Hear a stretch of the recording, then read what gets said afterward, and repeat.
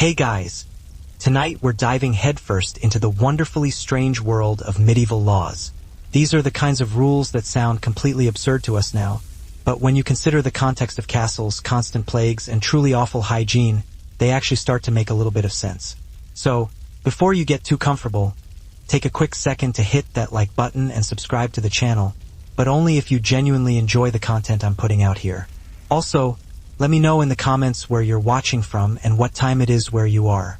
I always find it fascinating to see who's joining us from all corners of the globe. Now, go ahead and dim the lights, maybe turn on a fan for that nice, subtle background noise, and let's ease our way into tonight's journey together. You drag yourself out of bed, or more accurately, out of that pile of straw you're pretending is a bed, and you think to yourself, maybe today I'll actually try to look presentable instead of like a mud-cake disaster. Your eyes land on that fancy scrap of fur you found at the market, and you start imagining yourself strutting into the village looking like some kind of medieval trendsetter. Well, I've got some bad news for you. Congratulations, you've just broken the law. That's right, back in the Middle Ages, fashion wasn't just a matter of personal taste. It was actually a matter of state policy. Enter the sumptuary laws, which basically told you to wear your class on your sleeve. And I mean that literally. If you were a peasant, you were stuck with wool. Scratchy, dull brown wool, so itchy it made you question the very existence of a higher power.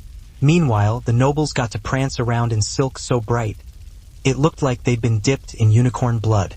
If you tried to imitate them, the law would definitely take notice. The authorities might track you down, publicly humiliate you, or even worse, throw you in jail. Meanwhile, the nobles themselves strutted around in outfits so gaudy, they needed entire servants just to carry their sleeves.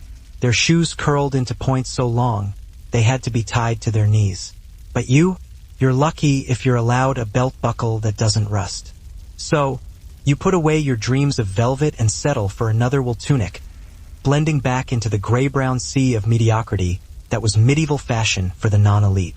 Because in this world, clothes didn't just make the man. They reminded him exactly how low he ranked. You're hungry again, which is less of a surprise and more of a permanent state of being. Today you think, maybe I'll splurge on something fancy, a goose or white bread like the nobles eat. Unfortunately, the medieval rulebook is already laughing at you, because even in this world, your dinner plate serves as a constant reminder of your place in the pecking order. Food was strictly divided by social class, and the rules were designed to make sure you never forgot it. The nobles got the prime cuts, the best of the best. Think venison, swan, pheasant, and bread made from finely milled white flour. Meanwhile, you were stuck with barley bread so heavy and dense it could double as a makeshift weapon. Your diet consisted mainly of onions, leeks, cabbage, and even more cabbage. When in doubt, just add more cabbage. And your stew wasn't seasoned with delicate herbs. It was seasoned with the harsh reality of your lot in life. White bread was particularly galling. It wasn't just that it tasted better. It was a blatant symbol of status. Only the wealthy could afford to squander good flour on fancy white loaves, while you were left with dark bread that resembled and tasted like a doorstop. And if you dared to try and circumvent the system, maybe by buying a goose on the sly or sneaking some venison into your stew, well, congratulations, you were now guilty of eating above your station. In Greenland's Viking settlements, survival wasn't won solely by the men who hunted or plowed. It was held together by the relentless labor of women.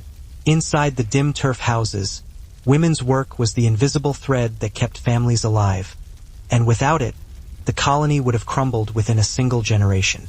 Weaving was at the heart of this labor. Wool from sheep and goats was carded, spun, and transformed into cloth on upright looms that stood in the smoky rooms of farmhouses. The cloth wasn't just for clothing, it was currency. Woven wool, known as vadmal, was traded across the North Atlantic, and in Greenland, it became one of the colony's most valuable exports. A woman's skill at weaving wasn't just. Her power wasn't about wielding weapons or commanding armies. It was about the quiet strength she brought to her household. She spent countless hours at the loom, weaving not just cloth but the very fabric of her family's prosperity. However, weaving was just one thread in the tapestry of her responsibilities. Women managed the dairy, a crucial task that provided essential nourishment. They milked cows and goats, transforming the raw liquid into butter, cheese, and skyr, a type of sour milk curd that was a Greenland staple. These dairy products were carefully stored to last through the long, unforgiving winter months. A spoiled batch could mean hunger and hardship for the entire family months down the line, highlighting the critical nature of their work. Women also oversaw the hearth, a central point for warmth and life. They were responsible for keeping the fire burning through the endless nights, a task that demanded constant attention. They cooked meals with limited ingredients, relying heavily on fish, seal meat, and dried grains. Their efforts required unwavering vigilance because a single moment of carelessness could leave the family vulnerable to the bitter cold and starvation, emphasizing the burden they carried. A groom might find that his marriage was shaped more by the needs of clan alliances than by his own personal affections or desires, potentially leading to feelings of resentment or dissatisfaction. Still, within these unions, strong bonds could develop over time, forged through shared labor, the raising of children, and the constant reminder that their marriage carried the weight and responsibility of representing entire clans. In Aryan society, then, to marry was to step into a web of collective destiny, accepting one's role in the larger tapestry of clan life. The wedding ceremony might have joined two people together, but the consequences and ramifications of that union reached far wider, echoing across kin groups, influencing alliances, and shaping the lives of future generations.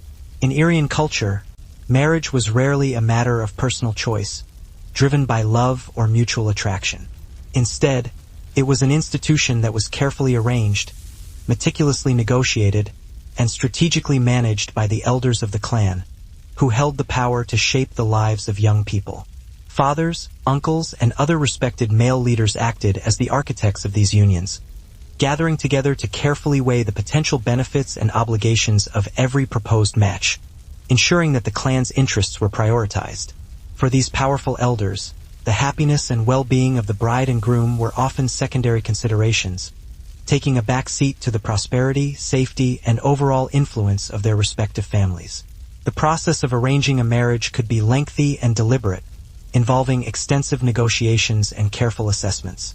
The elders considered a wide range of factors, including lineage, wealth, land rights, and even past rivalries or conflicts between the clans, seeking to create unions that would strengthen their position. A son marrying into a rival household meant that both sides now shared grandchildren, creating a powerful disincentive against violence, as very few people were willing to cross the line and harm their own kin. In other instances, clans sought marriage partners not for the sake of peace, but for the strategic advantages of power, binding themselves to wealthy neighbors, families with skilled warriors, or those with extensive and valuable trade connections. The obligations that came with these alliances ran incredibly deep. Families were expected to provide mutual support to one another in times of hardship, such as famine, conflict, or raiding. A man might call upon his wife's clan for reinforcements in times of war or for provisions if his crops failed.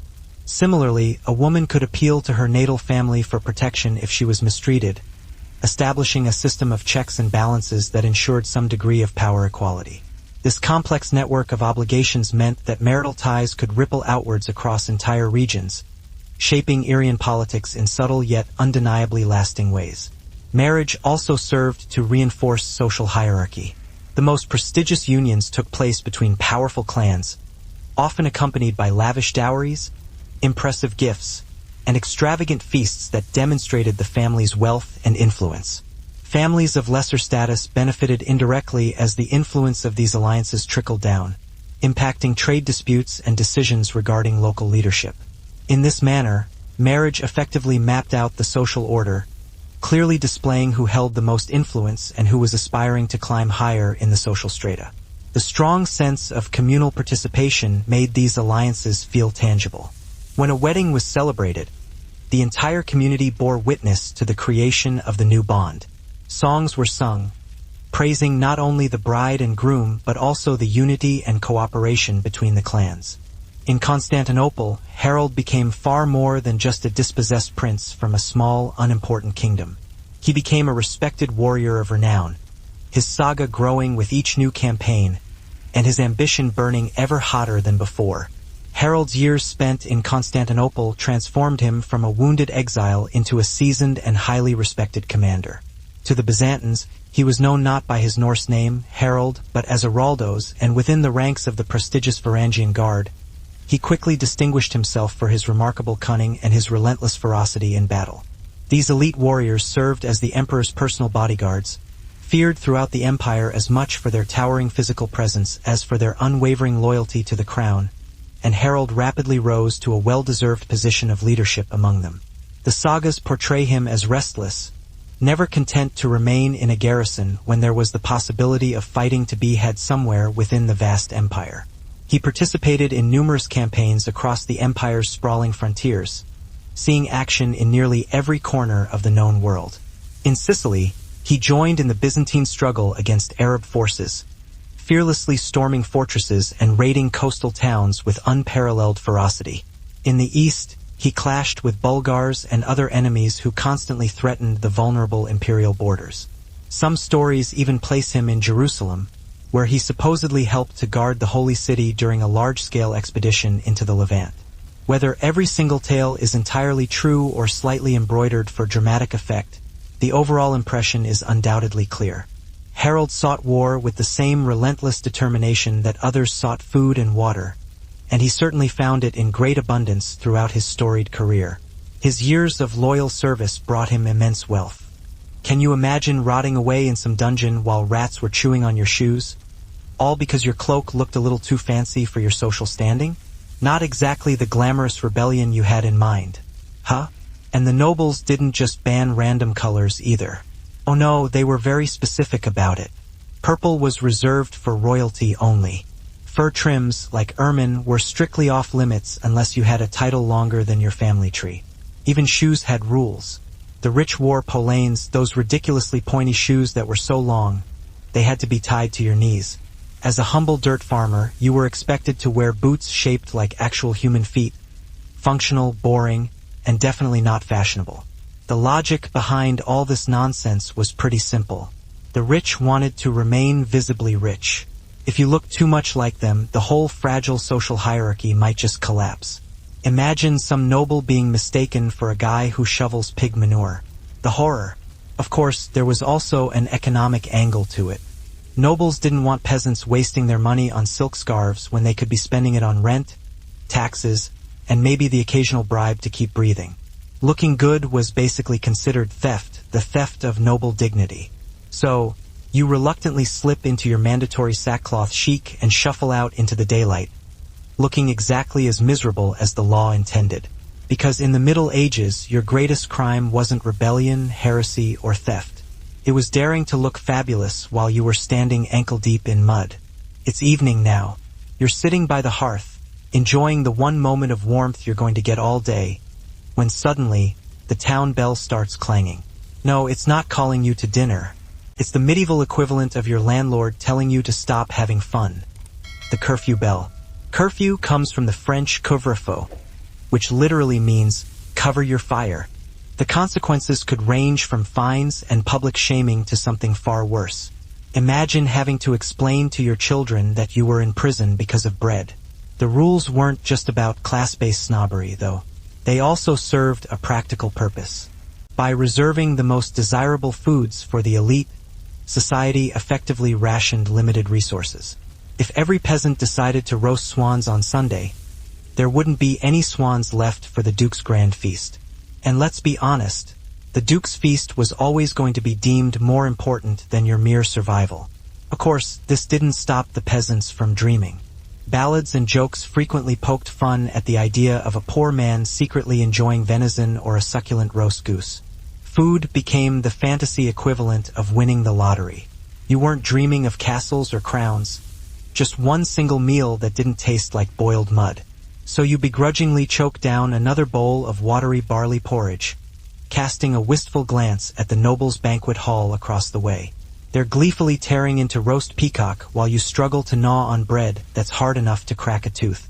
Because in medieval Europe, even something as basic as what you ate was a law-enforced reminder that you were firmly at the bottom of the social ladder.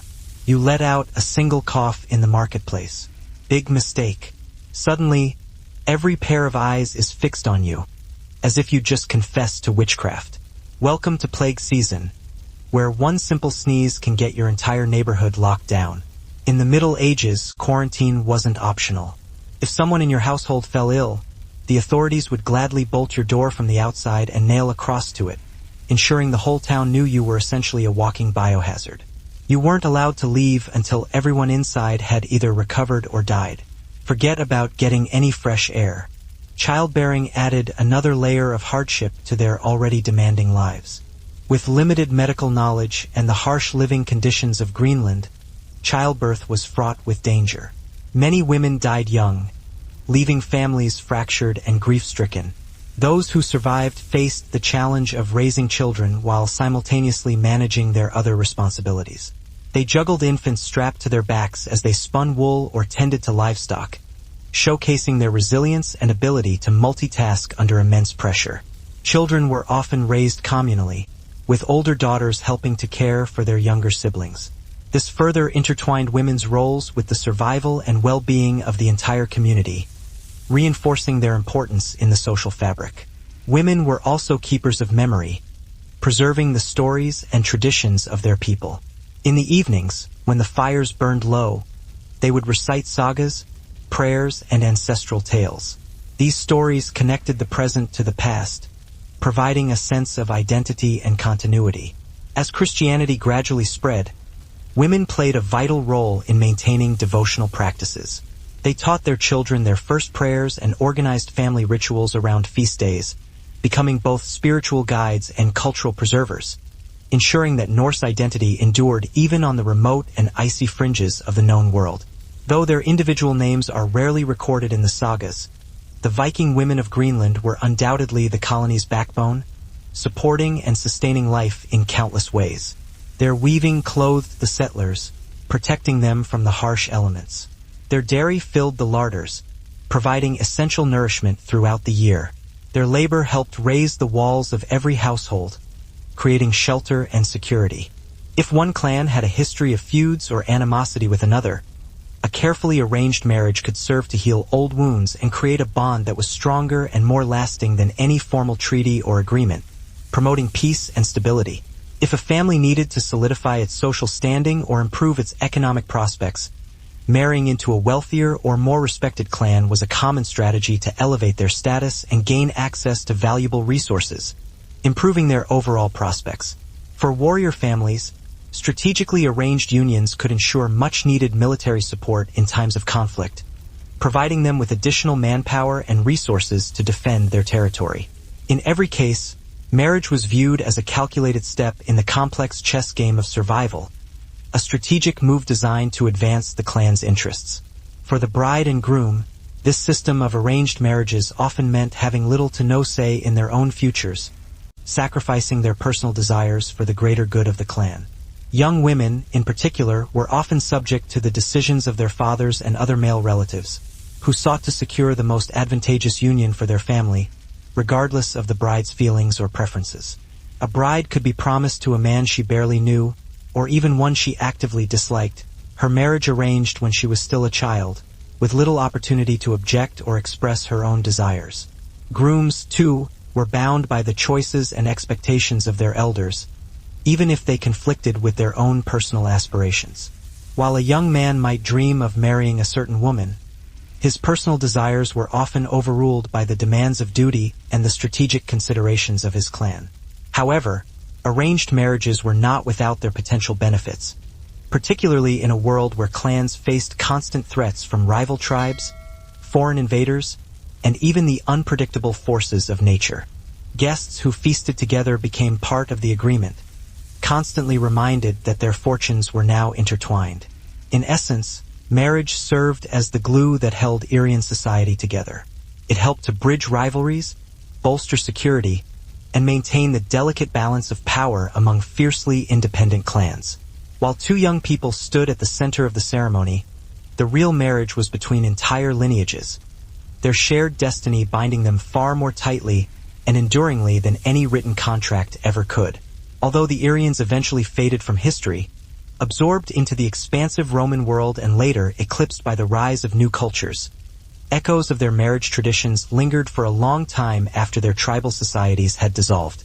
These customs, deeply rooted in clan loyalty, fertility rites, and communal celebration, left a lasting imprint on the social fabric of the Balkans, where kinship and marriage continued to be understood as something far more profound than merely private unions. One enduring legacy was the absolute centrality of the clan. The Aryans strongly believed that marriage bound not only individuals but entire lineages together, a concept that persisted for centuries in Balkan villages. Even into medieval and early modern times, marriages were arranged with a keen eye towards strengthening alliances and securing protection, much like the Aryans had once done. The deeply ingrained idea that one family's honor was inextricably linked to the alliances of another continued to shape negotiations and expectations surrounding marriage. Their fertility rituals also echoed across generations. Although the blood sacrifices of bulls and goats eventually gave way to Christian blessings, the profound symbolism of fire, food, and abundance remained ever present. The Varangians were famously rewarded handsomely with both gold and valuable plunder, and Harold proved to be exceptionally shrewd in hoarding his hard-earned riches. Instead of foolishly spending it all in Constantinople's numerous taverns and bustling markets, he instead prudently sent his treasures back to Kiev, entrusting them to Prince Yaroslav for safekeeping. This remarkable prudence clearly showed that Harold's ambitions were always firmly fixed on the future, specifically on eventually returning to Norway, not as a penniless exile, but as a man who was wealthy enough to command the loyalty of those around him. Yet Harold's meteoric rise was not entirely without controversy. The sagas hint at numerous clashes with powerful Byzantine officials, even suggesting that he may have at one point fallen out of favor with the emperor himself. One particular tale accuses him of unlawfully imprisoning a noble woman or perhaps overstepping the strict boundaries of his authority, ultimately forcing him to flee the empire under somewhat strained circumstances. Whether these stories are exaggerated or not, they certainly capture the essence of Harold's complex character, which was known to be bold, willful, and utterly unwilling to bend to the will of others, even to powerful emperors. By the time he ultimately left Constantinople around the year 1042, Harold was no longer the frightened boy who had limped away from Stiklestad in defeat.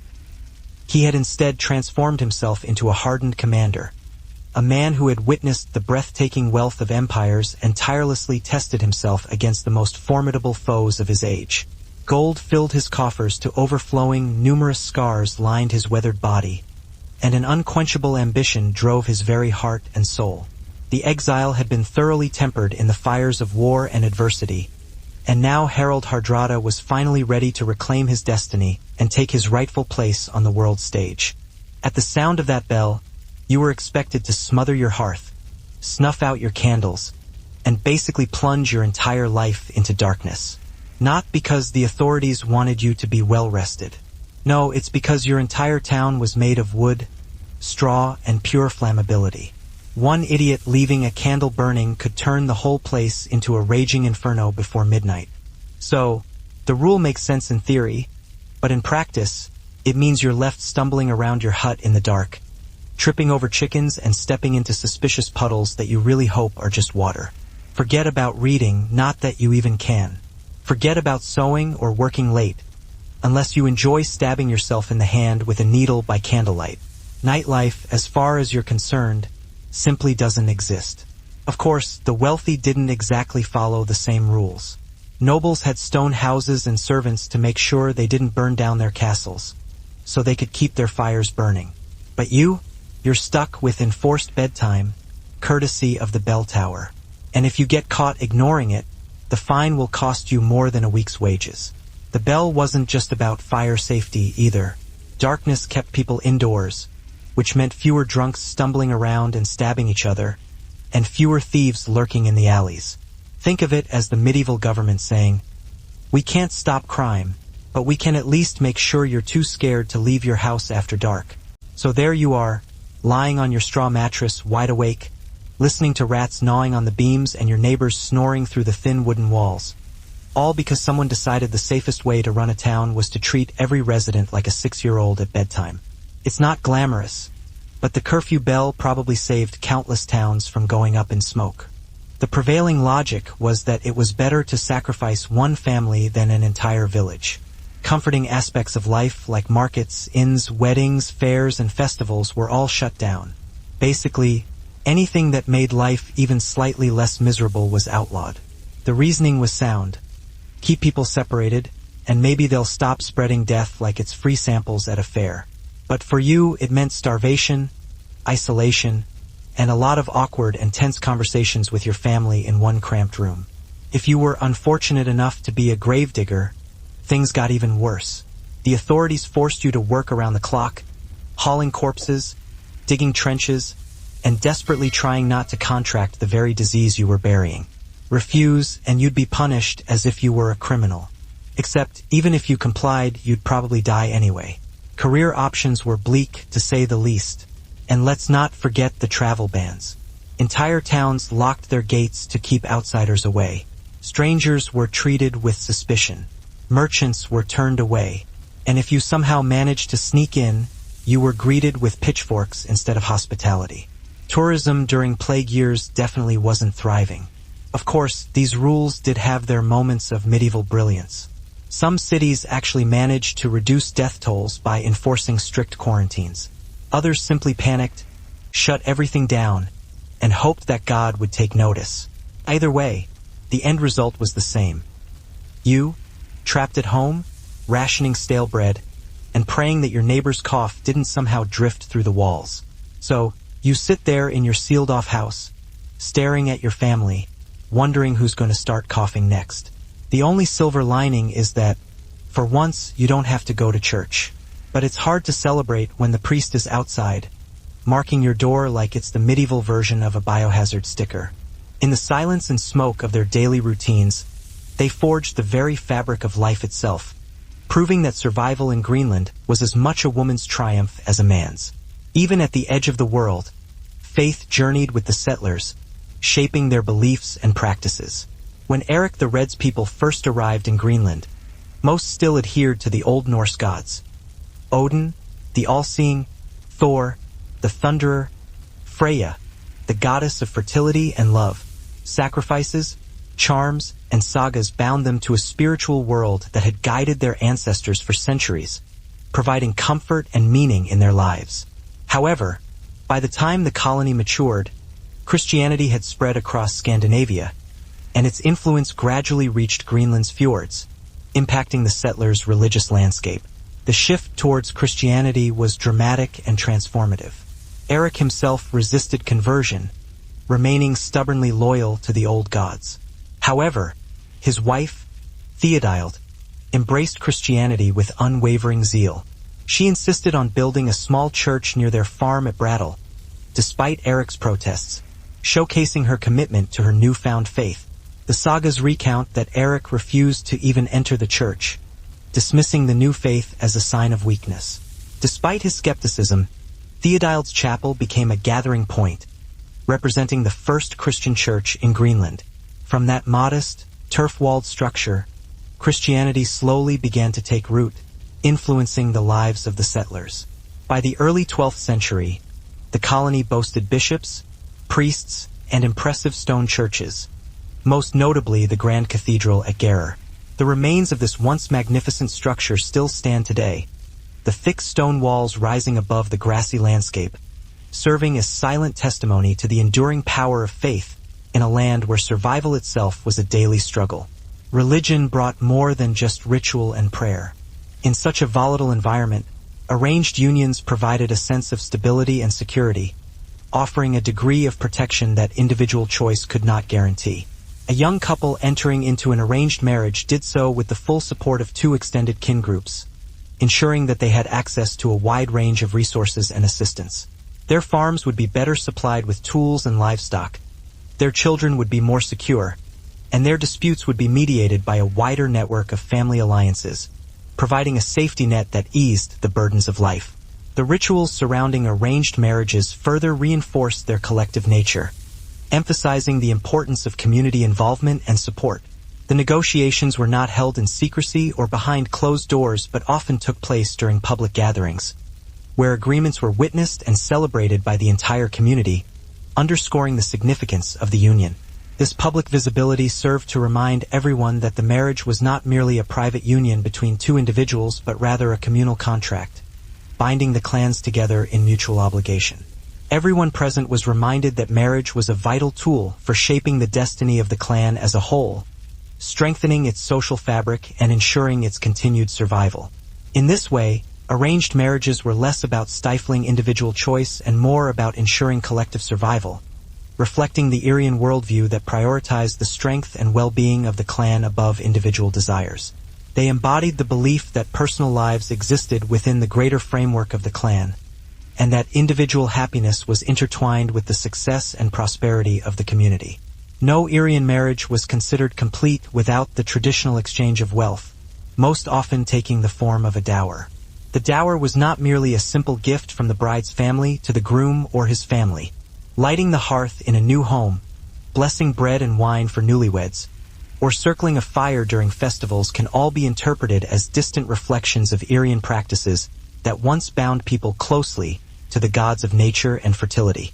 The communal aspect of Aryan weddings, the vibrant music, energetic dances, and celebratory feasts also proved remarkably resilient. Traditional circle dances, still performed at weddings across the Balkans even today, subtly recall the ancient symbolism of unity and continuity. The essential role of song, improvising verses to honor the bride and groom, also survived, adapting to new languages and faiths, but consistently preserving the same fundamental function, to publicly affirm marriage as a celebration for the entire community, and not just for the couple.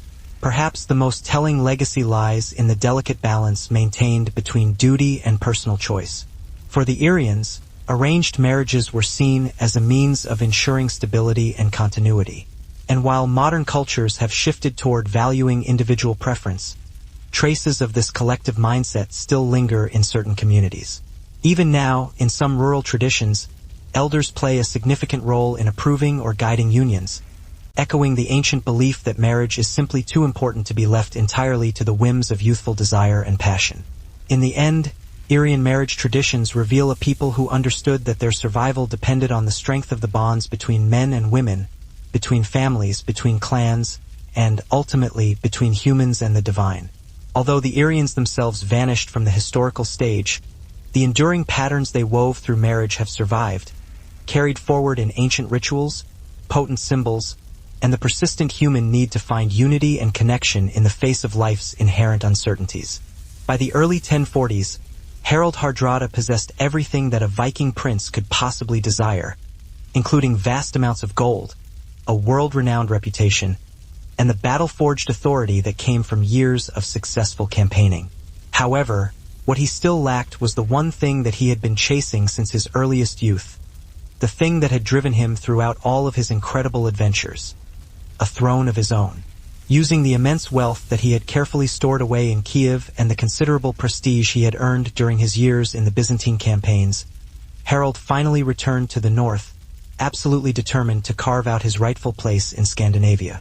His first stop, of course, was Kiev, where he successfully reclaimed all of the treasures that he had entrusted to Prince Yaroslav the Wise all those years ago.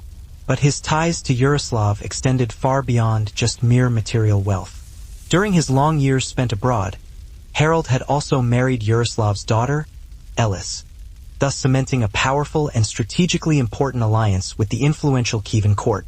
With his new wife and all of his accumulated riches now at his side, Harald set sail back towards Norway, fully prepared to challenge the existing political order that had excluded him from power for more than a decade.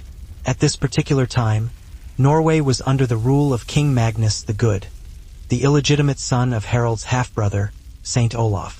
Magnus was widely respected for his leadership and his capabilities, but Harald, always on the lookout for an opportunity to advance his ambitions, saw an opening. He confidently claimed his share of the kingdom as Olaf's surviving brother, leveraging both his undeniable bloodline and the immense wealth that he had brought back home with him. Still, when you blow out your candle tonight, just remember that the rule exists not because you're irresponsible, but because someone else definitely is. You wake up hungry. You've been fantasizing about roasted pork all morning, maybe even a slab of beef if you're really lucky. You walk into the kitchen, well, the one-room hut you share with your family, and reality smacks you right in the face. It's Friday, which means no meat again. Welcome to medieval dietary law, courtesy of the church. Nearly half the calendar was off-limits for meat. Fridays, Lent, Advent, and countless feast days dedicated to saints you've never even heard of. It all adds up to more fish than you ever wanted to see in your life. Forget bacon. It's salted herring again. The spiritual message was discipline and sacrifice. The practical message was, please stop eating all the cows before winter. You might think it's absurd, but there was a certain logic to it. Cows were precious. They pulled plows, gave milk, and provided leather. If everyone slaughtered them at the first sign of hunger, the agricultural system would collapse faster than your appetite at the sight of yet another pickled fish. These rules stretched food supplies, boosted the fishing industry, and kept some semblance of order in a world that was always just one bad harvest away from famine. Still, that doesn't exactly make it fun. Imagine trudging home after 12 hours in the fields, only to find a plate of dried fish glaring at you like it knows you're disappointed. The rich had it slightly better. They had access to sturgeon, eels, and elaborate almond-based fake meat dishes. You, meanwhile, were stuck gnawing on a bony carp that tasted like mud. Of course, people cheated. Smugglers sold contraband meat on fasting days, and plenty of peasants quietly roasted a chicken behind closed doors. Because in the Middle Ages, breaking quarantine didn't just mean risking your own life. It meant risking the lives of the entire village. And the whole village was highly motivated to make sure you stayed inside permanently if necessary. You finally kicked the bucket. Congratulations, I guess. The bad news is that even in death, the rules still have you firmly in their grip. You'd think burial would be a simple process. Dig a hole, drop you in, say a prayer, and that's it. But no, this is the Middle Ages. Your final resting place depends less on your soul and more on the size of your wallet. The first problem is consecrated ground. If you want to be buried in the churchyard, you need money. There are fees for a proper grave, fees for the priest, and fees for candles. If you can't afford it, your body might end up being unceremoniously shoved into a mass grave outside the city walls, with a lovely scenic view of the local garbage dump. Hope you enjoy the smell of rotting cabbage, because you'll be sharing eternity with it. The second problem is space. Cemeteries filled up quickly, and when they ran out of room, the gravediggers didn't exactly expand the real estate. They simply dug you up after a few years, tossed your bones into a charnel pit, and recycled your plot. Yes, even in death, you could get evicted. Nothing says rest in peace quite like being stacked like firewood in the corner of a bone house. The third problem involves the rules about how you died. If you committed suicide, forget about consecrated ground. If you were executed for a crime, your corpse might end up hanging on display or buried at a crossroads. Also, your restless soul wouldn't bother decent people. If you died of the plague, you went straight into the nearest trench with quicklime sprinkled on top. No ceremony, no dignity. And don't think the church was always sympathetic. If you'd been excommunicated, they wouldn't even let your body near holy ground. Basically, tough luck. It connected Greenland to the wider world, fostering a sense of belonging and shared identity. Bishops in Norway sent priests to Greenland, and Greenlanders, in turn, sent back valuable goods like walrus ivory, furs, and hides to pay tithes and keep their vital spiritual lifeline alive, maintaining their connection to the church. Faith also reshaped daily life in numerous ways. Pagan feasts were gradually replaced or reinterpreted through the lens of Christian holidays, transforming the cultural landscape. Children were baptized, marriages were blessed in religious ceremonies, and the dead were buried in consecrated ground, signifying their integration into the Christian community.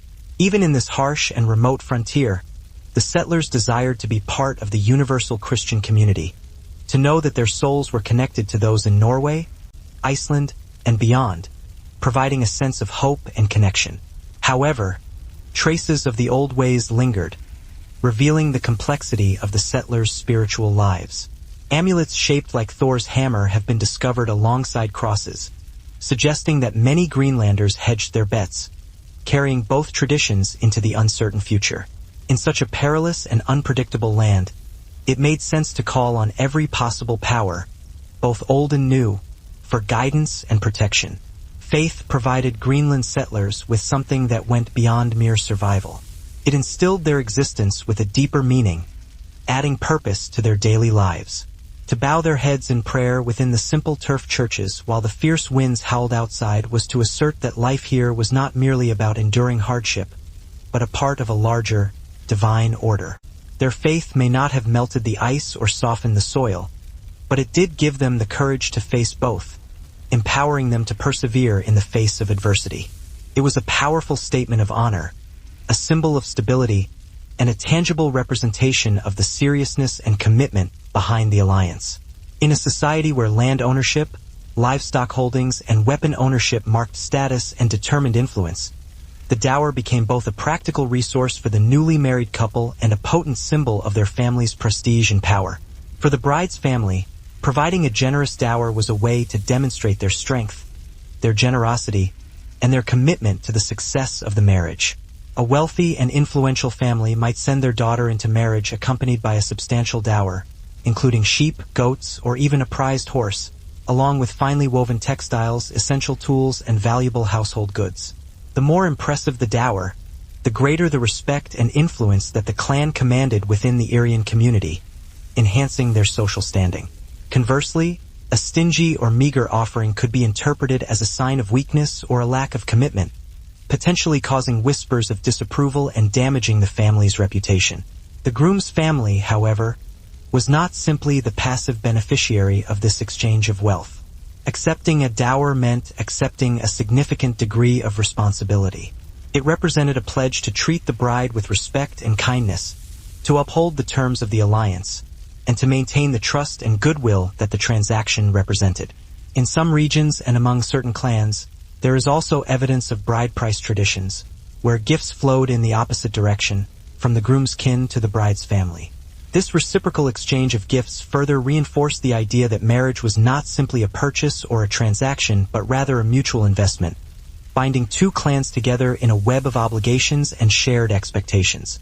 Harald Sigurdsson, the man who would later be widely remembered as Hardrada, the Hard Ruler, came into the world in 1015, during a time when Norway was caught in the turbulent space between chaos and the establishment of a more unified kingship. He was born into the powerful house of Sigurdssyr, a minor king who held sway in the fertile region of Ringerike. His mother, Oster Gudbrand, was already well known within Norway's political circles, as she was the mother of Olaf Haraldsson, who would later become Street Olaf and the King of Norway. This prominent connection placed young Harald squarely in the heart of dynastic ambition right from the very start. Norway at this time was certainly no peaceful kingdom. The land was fragmented into a patchwork of independent chieftains, rival kings constantly vying for power and foreign interests, with both Denmark and England casting long, threatening shadows across the North Sea. The Viking Age, with its characteristic spirit of raiding and conquest, was still very much alive, but the burgeoning influence of Christianity was beginning to reshape the very fabric of society. Harald grew up at the complex intersection of these conflicting traditions, hearing epic tales of gods and sagas, while simultaneously witnessing priests and bishops establish the new faith in his homeland. It was a childhood deeply steeped in both the traditions of the sword and the teachings of the sermon.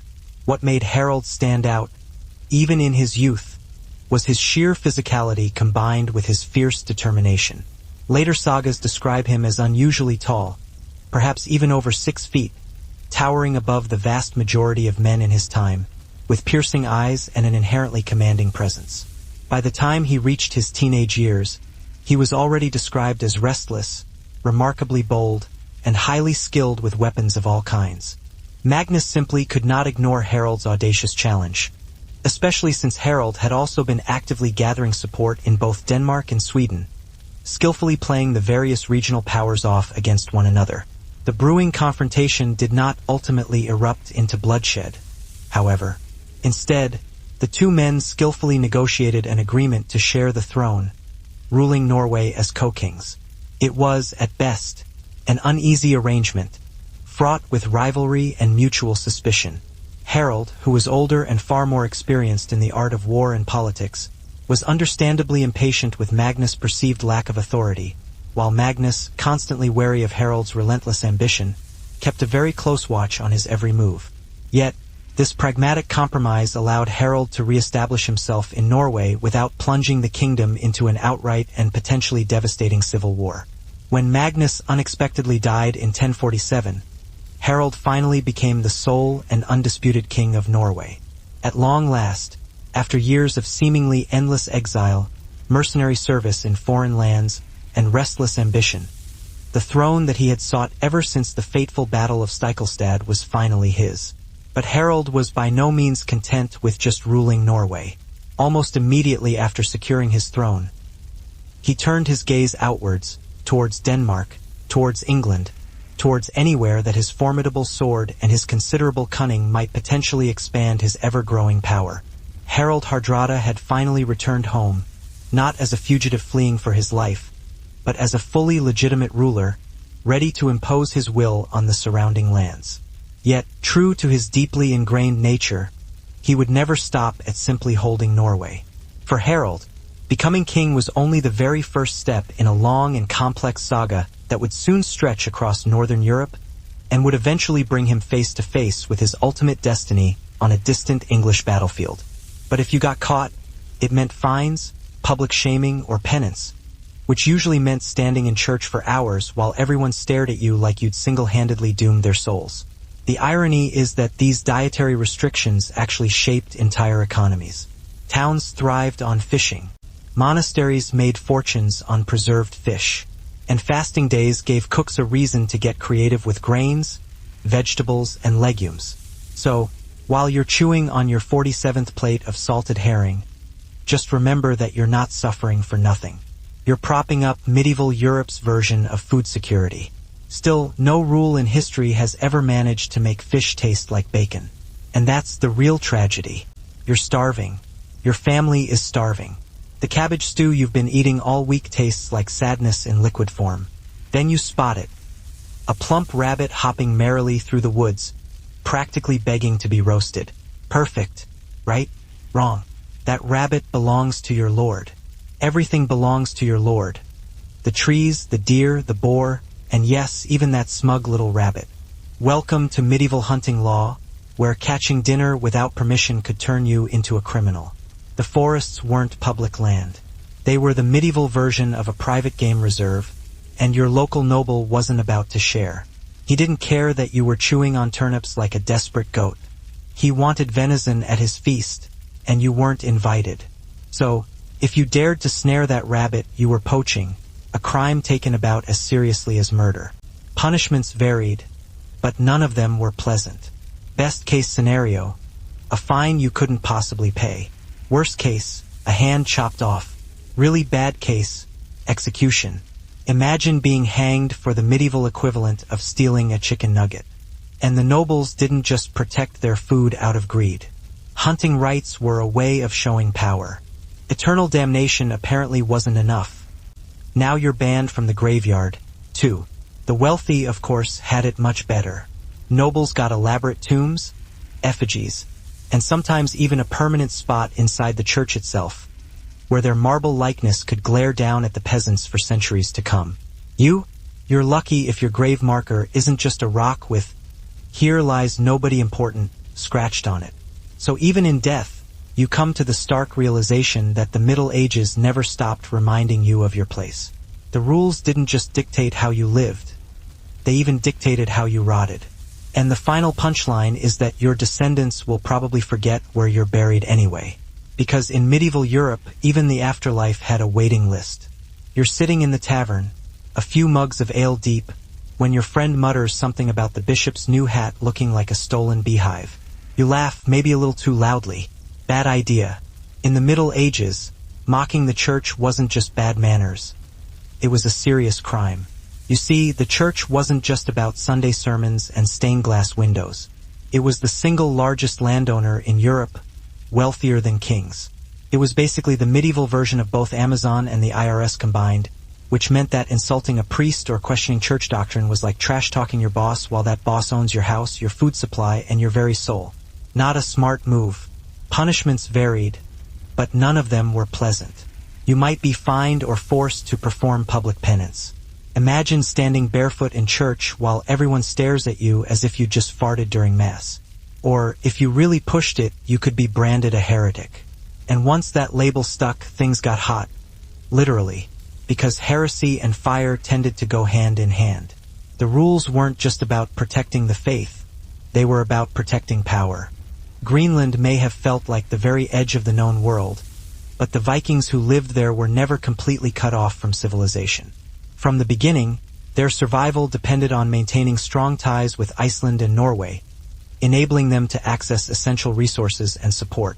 The settlers were able to produce wool, dairy products, and hides, but they lacked many essentials that were crucial for their existence, such as iron for tools, timber for building, and luxury goods that reinforced social status, essential for maintaining their cultural identity. To bridge this gap and ensure their continued survival, they turned to trade, establishing vital lifelines across the storm-tossed North Atlantic. Walrus ivory quickly became Greenland's most prized export, highly sought after in European markets. Walrus tusks, meticulously carved and polished, were shipped to Europe, where they were transformed into chess pieces, religious artifacts, and luxury ornaments, generating substantial wealth for the colony. Hunting walrus was a dangerous and demanding task, requiring long expeditions north into icy waters, where they braved the threat of polar bears, treacherous seas, and bitter cold. However, the high prices that ivory fetched made it all worthwhile, and for a time it kept the colony relevant and connected to European markets. Alongside ivory, Greenland also exported furs, sealskins, and even rope made from durable walrus hide. These commodities further tethered Greenland to the wider medieval economy, facilitating the exchange of goods and ideas. In exchange for these valuable exports, ships brought much-needed grain, iron, wood, and other essential goods that could not be produced locally. Priests and bishops traveled back and forth between Greenland and Europe, ensuring the colony's spiritual connection to the church and maintaining its religious identity. The specific items included in dowers also reveal much about the daily life and values of Aryan society, providing valuable insights into their culture. Livestock dominated the dowers, as animals were considered wealth in motion, providing food, clothing, and valuable trade goods that sustained the community. Metal objects, when available, were highly prized, as iron weapons and tools conferred practical and military advantages, giving the owner an edge in both daily life and warfare. Women's dowers often included finely woven garments, warm blankets, and beautiful jewelry, serving not only as tokens of beauty and adornment, but also as proof of the bride's skill, industriousness, and contribution to the household. These essential items would help to stock the new household, ensuring that the young couple began their married life together with a degree of security and comfort. Dower ceremonies were typically public and festive occasions, marking the formal beginning of the marriage alliance. When the gifts were exchanged, the communities gathered to witness the transfer, often accompanied by elaborate feasts, traditional music, and heartfelt blessings from elders and religious figures. This public visibility was of paramount importance, ensuring that the marriage contract was not simply an agreement between two families, but was formally acknowledged and upheld by the entire clan network, strengthening the bonds that held the community together. Beyond its economic significance, the dower also carried a deep spiritual weight, symbolizing the bride's transition from one family to another. It served to smooth her passage into her husband's household, easing the adjustment and ensuring that she was welcomed and accepted. In this way, the dower was more than just a transfer of wealth. It was a symbolic bridge, connecting old ties with new responsibilities and ensuring that the alliance would endure for generations to come, strengthening the social fabric of Aryan society. His half-brother, Olaf, driven by the ambition to secure Norway under a single crown, became both an inspirational figure and a protector to the young Harald. Yet Harald's childhood was far from safe and secure. To grow up within a royal household in 11th century Norway meant living under constant threat of violence and betrayal. Alliances shifted as rapidly as the tides, and enemies were never far away, always lurking in the shadows. For Harald, this treacherous environment fostered resilience and fueled his ambition. He was clearly not destined to live quietly on his father's lands. Instead, he was being molded to fight, to lead, and to carve out his own prominent place in a brutal and unforgiving world. In Harald's birth, we see the emergence of a figure who embodied the last great wave of Viking ambition. He was, after all, the youngest son and not expected to inherit much. But fate, as it often does, had far larger plans in store for him. From the very moment he was born, Harold's life was set on a course defined by blood, exile, and conquest. It was a saga that would ultimately stretch across continents and culminate in one of the defining battles of the Viking Age. By the summer of 1030, Harold was only 15 years old. But he already found himself marching towards one of the most pivotal and decisive battles in Norway's long and storied history. His half-brother, Olaf Haraldsson, later canonized as Saint Olaf, had been ousted from the throne by a coalition of powerful Norwegian chieftains who were allied with the formidable Danish king, Canute the Great. Olaf, absolutely determined to reclaim his crown, gathered his loyalists for a desperate and extremely risky campaign aimed at retaking Norway. Among them was the young Harold, eager to prove his worth and make a name for himself in battle. The opposing armies finally met at Stiklestad, a rural valley that would forever be etched into the annals of Norwegian legend and folklore. Harald Hardrada was a man who was never truly satisfied with simply being the king of Norway. From the moment that he successfully secured the throne in 1047, he immediately turned his attention to Denmark, a wealthy and powerful kingdom with which Norway had been locked in almost constant rivalry for centuries. To Harold, merely ruling Norway was simply not enough to satisfy his outsized ambitions. He yearned for the full and complete legacy of his storied Viking forefathers, the vast North Sea Empire that had once successfully bound Denmark, Norway, and even England together under a single all-powerful crown. His primary adversary in this grand endeavor was King Sweyn Estridsson, a cunning and remarkably resilient ruler who had already weathered the storm of Magnus the Good and had proven himself to be a more than capable leader. With Magnus now dead, Harold relentlessly launched campaign after campaign against Sweyn, hoping to finally break his hold on the Danish throne. For nearly 2 long decades, the two kings waged an exhausting and destructive struggle, constantly raiding each other's coastlines, launching counterattacks, and engaging in fierce battles for supremacy across the often treacherous seas. Harold's formidable fleet struck the Danish coastlines relentlessly, burning villages to the ground, seizing valuable livestock, and terrorizing Sweyn's subjects in a blatant effort to undermine their support for their beleaguered king. The sagas often describe Harold as being utterly merciless in these seemingly endless wars, which is how he eventually earned his somewhat ominous title of Hardrada, the Hard Ruler. He was, without a doubt, a man who ruled through a combination of iron will and a keenly sharpened sword, severely punishing disloyalty and relentlessly driving his men with an almost cruel level of discipline. Yet, despite his undeniable ferocity, Denmark proved to be stubbornly resistant to his repeated attempts at conquest. Being able to ride into the forest with hounds and crossbows wasn't just recreation. It was a live-action flex. Meanwhile, you were supposed to clap politely as your betters slaughtered animals you weren't even allowed to touch. Of course, peasants still poached. Hunger is persuasive, and rabbits breed faster than punishments could keep up. Whole villages sometimes banded together for secret hunts, slipping into the woods at night with nets and clubs. The thrill wasn't just in catching food. It was in sticking it to the system, if only for one meal. But if you got caught, let's just say the Lord didn't see you as resourceful. The irony is that while you risked death for a rabbit, nobles killed animals in bulk just for sport. Hundreds of deer could be slaughtered in a single hunt, not because anyone needed that much meat, but because it looked impressive. So, you walk home empty-handed, your stomach growling, dreaming of roast rabbit you'll never taste. Because in medieval Europe, survival wasn't about skill. It was about remembering that even the wildlife knew its place better than you did. You've been accused of stealing a loaf of bread. Did you steal it? It doesn't even matter. In the Middle Ages, truth wasn't decided by evidence or witnesses. It was decided by God.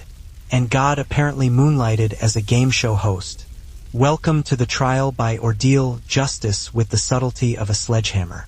The logic was simple. If you were innocent, God would protect you. If you were guilty, he'd let you burn, drown, or bleed. which sounds fair until you realize that medieval Europe was full of innocent people with terrible luck. Take the ordeal by fire. The judge hands you a red-hot iron bar and says, "Walk 3 paces." You do it, your skin sizzling like breakfast bacon. Then they bandage your hand and wait 3 days. If it heals nicely, congratulations, you're innocent. If it festers, which in a world without soap or antibiotics, it absolutely will, you're guilty. The church's authority depended on people believing it was untouchable. If you could mock a priest without facing any consequences, the whole system might start to crumble. And the medieval church did not tolerate any wobbling. So you kept your jokes to yourself. Sure, maybe you whispered them after dark in the barn, when you were absolutely certain no one was listening. But even then, you had to be careful. Neighbors tattled. People earned favors by reporting blasphemy. And let's be honest, who wouldn't sell you out if it meant a little less penance for themselves? Meanwhile, the clergy themselves weren't always models of virtue. Some lived lavishly, kept mistresses, and hoarded wealth. But criticizing that was completely off-limits. You had to smile, nod, and pretend that the bishop's 15-course feast was spiritually uplifting while you gnawed on your stale bread. So, you bite your tongue, laugh politely at sermons, and never, ever make jokes about priests in public again. Because in the Middle Ages, free speech didn't exist. And if you forgot that, the church had plenty of creative ways to remind you. Because here, sticks and stones might break your bones, but words could definitely get you burned at the stake. It's nightfall. You've finally arrived home after a long day of bending your spine in half for someone else's profit. All you want is to sit by the fire, eat your watery stew, and maybe not freeze to death. But just as you're starting to feel human again, the church bell clangs. The message is clear. Cover your fire, snuff out your candles. Fun time is over. This wasn't a suggestion. It was the law. Your hearth had to be covered at night, or you risked fines, punishment, or even worse, burning the entire village down because you nodded off with a log still smoldering. And in a town made entirely of wood, thatched roofs, and questionable decisions, fire spread faster than gossip after Mass. Letters and rumors carried news of distant kings, crusades, and wars, events that felt impossibly far away yet still subtly shaped Greenland's fate, highlighting the interconnectedness of the world. Each ship that arrived in the fjords was both a welcome relief and a stark reminder of their isolation.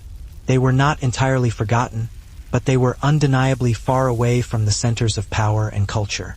However, the threat of isolation always loomed over the colony, casting a long shadow. Years could pass without a single ship arriving from Europe, creating a sense of uncertainty and anxiety. Storms, political upheavals, or simple neglect could sever Greenland's vital link to the outside world, jeopardizing their survival. During these periods of isolation, the settlers had to carefully ration their dwindling supplies, repair broken tools with bone or stone, and improvise solutions where trade would have once provided easy answers. The psychological impact of this constant uncertainty was immense, weighing heavily on their minds. Every summer, families anxiously scanned the horizon for sails, hoping and praying that a ship would finally appear, bringing much-needed supplies and news from the outside world. Despite the hardships they faced, the Greenlanders remained proud participants in the Norse world, clinging to their heritage. They told stories of Leif Erikson sailing even further west toward lands abundant with forests and game, reinforcing their connection to exploration and adventure. They sent gifts to kings and churches, asserting their place within the Norse tapestry, demonstrating their desire to be recognized and respected. However, beneath this veneer of pride lay a fragile and unsettling truth. Their very survival hinged on the arrival of ships that might never come, leaving them vulnerable to the whims of fate. Among the Irians, marriage was not simply a social and economic alliance designed to strengthen clans and secure prosperity. It was also considered a sacred moment, deeply intertwined with the spiritual world, requiring the blessings of the gods to ensure its success. These blessings, however, were rarely given freely in their world. To secure divine favor and guarantee a fruitful union, animal sacrifices were central to the wedding ritual, serving as both an offering to the deities and a symbolic transfer of life force. The type of animal chosen for the sacrifice depended largely on the wealth, status, and influence of the family offering it. A wealthy and powerful clan might sacrifice a magnificent bull or a prized horse, animals associated with strength, fertility, and prestige, demonstrating their power and commitment. More modest families, while unable to offer such extravagant sacrifices, might still offer sheep, goats, or pigs, creatures still intimately tied to prosperity, reproduction, and the sustenance of the clan.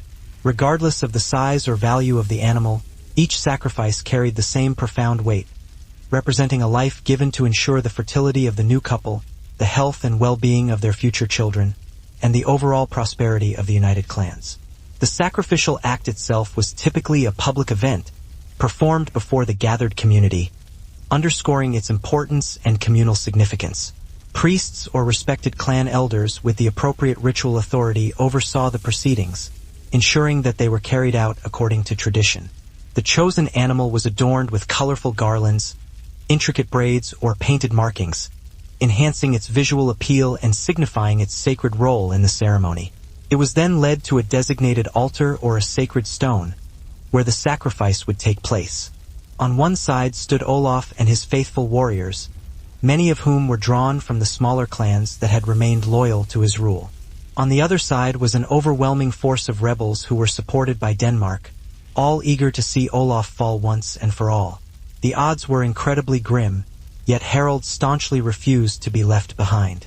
Armed with his trusty sword and shield, he bravely entered the shield wall alongside hardened veterans who had seen countless battles. The fate of his brother, and very possibly his own destiny, hung precariously in the balance. The ensuing battle was brutally chaotic and relentlessly violent. Spears clashed violently against shields, arrows darkened the sky, and blood-curdling war cries echoed throughout the entire valley. Olaf fought with incredible valor, but was ultimately struck down during the brutal melee. His death would later be remembered as a martyrdom for the cause of Christianity in Norway. Harald, though barely more than a boy, fought fiercely right at his brother's side until he, too, was struck with grievous wounds. Cut and bleeding profusely, he fell amid the carnage that surrounded him. But unlike Olaf, he somehow managed to survive. His survival, however, came at the heavy price of exile. With Olaf now dead and the rebellion ultimately victorious, Harald knew that he could not possibly remain in Norway. If he were captured, he would almost certainly have been executed, becoming just another tragic casualty of the ceaseless dynastic struggles for power. Instead, he fled eastward with a small handful of loyal companions, leaving behind his homeland and his family. The Battle of Stiklestad was both a crushing defeat and a strangely unexpected beginning for Harald. It robbed him of his brother, his home, and his immediate future within Norway. Yet, it also propelled him onto the world stage, forcing him to seek his fortune far beyond the familiar confines of his homeland. Sweyn always seemed to be able to recover, rallying his forces and launching powerful counterattacks whenever Harald's fleets were forced to withdraw due to the changing of the seasons. The overarching conflict eventually became less about securing decisive victories and more about simply wearing the other side down through a war of attrition. Naval battles played a central role in this protracted struggle for dominance. Viking longships, sleek and deadly, filled the seas as Harald repeatedly attempted to blockade Denmark's vital ports and force Sweyn into eventual submission. He fought fiercely in numerous important battles, such as the major naval engagement that took place near the strategic location of Nisan in 1062, where Harald's fleet successfully inflicted heavy losses on Sweyn's forces, but ultimately failed to destroy his army outright. This frustrating pattern of limited victories repeated itself time and time again. Harald won impressive victories on the battlefield, but he simply could not translate his tactical successes into any meaningful degree of political dominance over his rival. By the middle of the 1060s, both men were weary of the seemingly endless conflict. Harald had drained Norway's resources, demanding heavy taxes from his subjects to fund his numerous and costly campaigns, while Sweyn stubbornly clung to his throne. In 1064, the two exhausted kings finally reached a somewhat uneasy truce, formally recognizing each other's respective rule and finally putting an end to the long and destructive stalemate. For Harald, It was a bitter and deeply unsatisfactory compromise. He had dreamed of uniting Norway and Denmark under his sole rule, but instead he was ultimately forced to settle for an inconclusive peace that lacked any territorial gains. Yet, despite this setback, Harald's burning ambitions certainly did not cool. If Denmark could simply not be his, then perhaps England could be. Enjoy your punishment, or maybe you get the ordeal by water. They tie you up and toss you into a pond. If you sink, you're innocent, though you're now at the bottom of the river. If you float, you're guilty. The logic here was that pure water would reject liars, which is exactly the kind of nonsense you come up with when no one's invented science yet.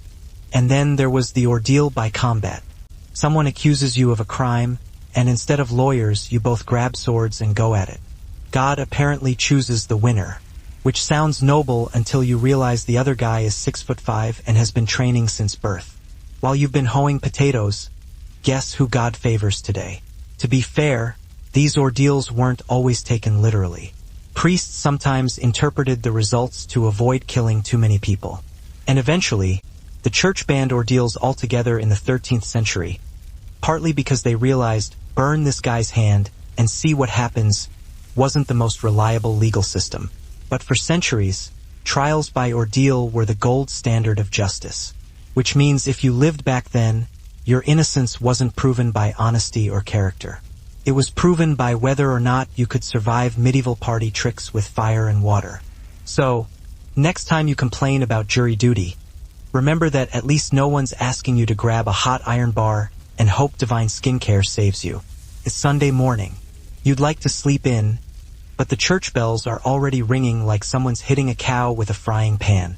You drag yourself to mass, because if you don't, you risk fines, penance, or worse, public gossip, which in a medieval village spreads faster than the plague.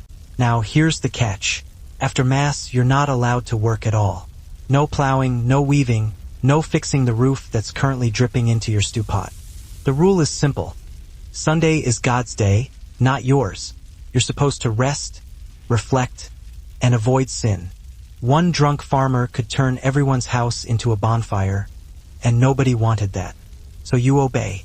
You shovel dirt over your fire, muttering curses under your breath, and spend the rest of the evening shivering in the dark. Your entertainment options are limited. You can talk to your family, whom you're already sick of, listen to the rats in the rafters, or lie awake imagining how warm the nobles are right now in their stone castles with multiple fireplaces roaring. Of course, the rich didn't always follow this rule. Lords and bishops had stone halls and servants to manage the flames, so they could afford to keep the fire burning all night. You, however, were the risk. The law wasn't written for them. It was written because your hovel was basically one giant torch just waiting to happen. And while the rule did prevent devastating fires, it also made nights miserable.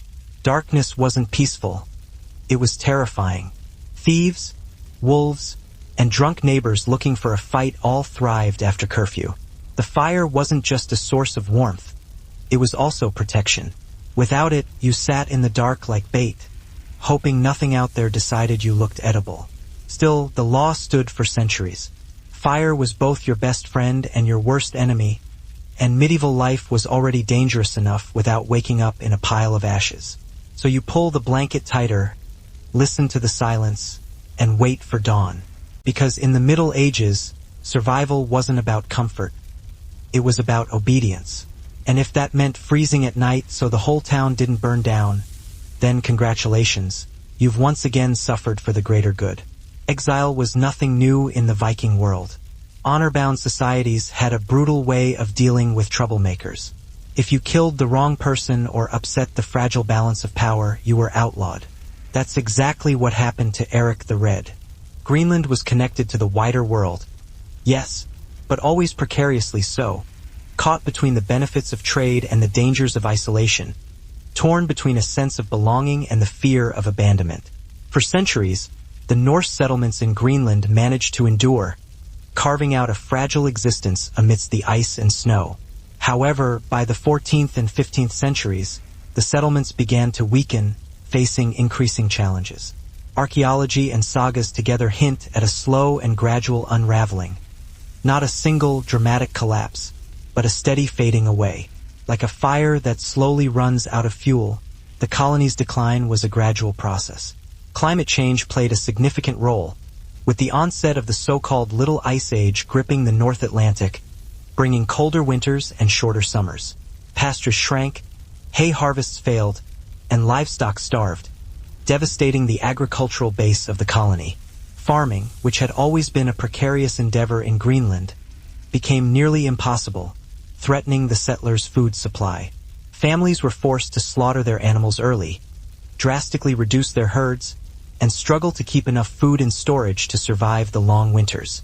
Children's bones found in late burials show clear signs of malnutrition, providing stark evidence that hunger haunted the colony's final years, weakening the population. Trade also faltered during this period, exacerbating the colony's problems.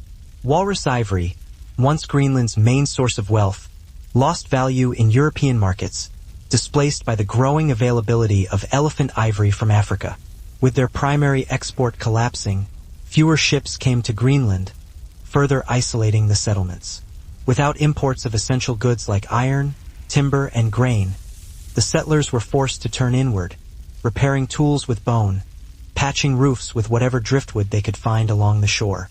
With solemn prayers and heartfelt invocations to the Aryan deities, its blood was spilled onto the ground, mingling with the soil in a symbolic act of renewal and continuity, invoking the power of the earth.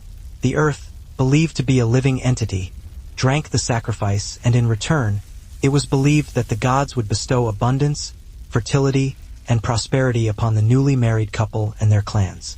Portions of the sacrificed animal were often burned in a sacred fire, the smoke rising towards the heavens as a fragrant message to the divine, carrying their prayers and intentions to the gods. The remaining portion of the animal was carefully cooked and shared among the wedding guests during the celebratory feast. This act of communal eating gave the sacrifice a second, equally important meaning.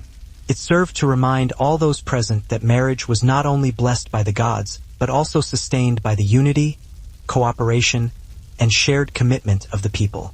To partake in the sacrificial meat was to participate in the sacred contract binding every participant to the success and well-being of the marriage, creating a sense of shared responsibility. Sacrifice also carried an element of protection, warding off potential harm. The spilling of blood was thought to have the power to ward off evil spirits, dispel negative energy, and prevent misfortune, shielding the couple from harm and ensuring a safe and prosperous new life together. It served as a symbolic act of cleansing, ensuring that no bad omens or ill luck followed them into their new household. Through these elaborate and meaningful rituals, Aryan weddings bridged the gap between the human and divine worlds, forging a sacred connection that transcended the mundane. Sacrifices gave weight and solemnity to the promises made, reminding everyone that marriage was more than just a social bond or an economic alliance. Forced into exile, he would wander farther than almost any Viking before him, traveling to Kiev, Constantinople, Sicily, and numerous other far-flung locales. He carried with him the physical and emotional scars of Stiklestad and the burning ambition to one day return as more than just a mere survivor. After the blood-soaked fields of Stiklestad, Harald Hardrada was a fugitive, an outlaw with a price on his head. Norway was now closed off to him, and Canute's dominions stretched far and wide across all of Scandinavia. But for a young warrior who possessed ambition as vast and boundless as Harald's, exile was not an end, but rather the unexpected opening of a new and exciting chapter. With a small band of supremely loyal men, he turned eastward, traveling across the seemingly endless forests and winding rivers of Sweden until he finally reached the glittering court of Prince Yaroslav the Wise in Kiev. Yaroslav's sophisticated court was a vibrant crossroads of cultures, where Slavs, Norsemen, Greeks, and nomadic steppe-dwellers mingled freely within the bustling capital city. To Harald, this cosmopolitan environment represented a land of opportunity, a place where he could rebuild his shattered fortunes and perhaps even make a name for himself. He offered his sword to Yaroslav and soon managed to gain a prominent place among the prince's elite warriors, quickly distinguishing himself through his bravery and cunning. The sagas consistently describe Harald as being both bold and commanding, and even in his relative youth, his natural charisma drew men to follow him without question. Yet Kiev was only ever intended to be a stepping stone on his long and arduous journey. Harold sought adventure, riches beyond measure, and a level of renown that Scandinavia simply could not offer him. From Kiev, he journeyed south to the awe-inspiring Empire of Byzantium, a land of untold wealth and power. Rumors of exciting opportunities across the sea soon caught his attention, and Harold Hardrada, true to his restless nature, promptly prepared to gamble everything on one final, daring invasion that could potentially make him the most powerful ruler in the known world. By the early 1060s, Harold Hardrada had already fought in the east, ruled in the north, and fearlessly challenged Denmark in a seemingly endless war of attrition. Yet, despite all of his remarkable accomplishments, his ambition still burned as brightly as ever. When word eventually came that the highly coveted English throne might potentially be within his grasp, Harold seized upon this enticing prospect as the ultimate prize, a perfect opportunity to restore the long-lost Viking legacy of once again including England as an integral part of a vast northern empire. The primary pretext for his audacious invasion came through a complex web of family ties and shrewd political maneuvering. The formidable Danish king, Canute the Great, had once ruled England as well as Denmark and Norway, thus creating a vast and incredibly wealthy North Sea dominion that dominated the region. Though that mighty empire had ultimately fragmented after his death, Harold firmly believed that he still had a legitimate claim to the English throne, which he had inherited through a series of treaties made between Magnus the Good and Harthacnut of Denmark. When Harthacnut died unexpectedly in 1042, Magnus had briefly styled himself as the rightful king of England, although he lacked the military power to actually enforce his claim. Following Magnus' death, Harold boldly declared that his supposed right to the English throne had automatically passed to him. It was, admittedly, a claim that was built on somewhat tenuous legal grounds, but Harold was certainly not a man to let a few pieces of paper stand in the way of his grand ambitions. A truly remarkable opportunity finally arose in 1066, which sounds great in theory until you realize your landlord doesn't care if you're resting. He still wants his rent, and the weeds in your field didn't get the Sabbath memo. The church, to be fair, enforced this for more than just piety. A weekly rest day kept peasants from literally working themselves into an early grave. In a world where vacation meant collapsing in the mud, Sunday was the one day you could avoid dropping dead in the field. Call it medieval HR policy wrapped in scripture. Of course, rest was a relative term. You weren't reclining with wine and cheese. You were sitting through a 2-hour Latin sermon you couldn't understand, followed by endless prayer. After that, maybe you'd sneak in a nap before the priest reminded you that idleness was also a sin. In short, Sunday gave you the choice of being bored into holiness or guilty of laziness. Naturally, exceptions existed. Nobles still hunted, servants still served, and emergencies like putting out a fire or delivering a baby didn't count as work. But if you tried to sneak in a little extra farming, someone would rat you out, and suddenly you're standing barefoot in church while the priest scolds you in front of the whole village. Still, the rule had staying power. Without it, peasants might have been worked 7 days a week until they dropped. The Sabbath gave you at least the illusion of rest, a little buffer between endless toil and inevitable death. So you trudge home from church, eat your cold porridge, and rest by staring at the wall. Congratulations! You survived another Sunday without accidentally sinning. Sort of. You've decided you're tired of farming mud and eating cabbage soup, so you want to try your hand at a trade. Maybe you'll become a baker or a blacksmith or even a weaver. Great idea, except you can't just start hammering metal or selling loaves of bread. First, you need the blessing of the medieval equivalent of a mafia family. The guild. Guilds controlled everything. After a series of violent disputes in Iceland, including a blood feud that left men dead, Eric was sentenced to banishment. With nowhere else to turn, he looked westward, chasing stories of a distant land glimpsed by sailors who had been blown off course. When Eric's ship finally cut through the fog and ice to reach the coast of Greenland, it must have seemed more like a punishment than a promise. The horizon was jagged with glaciers.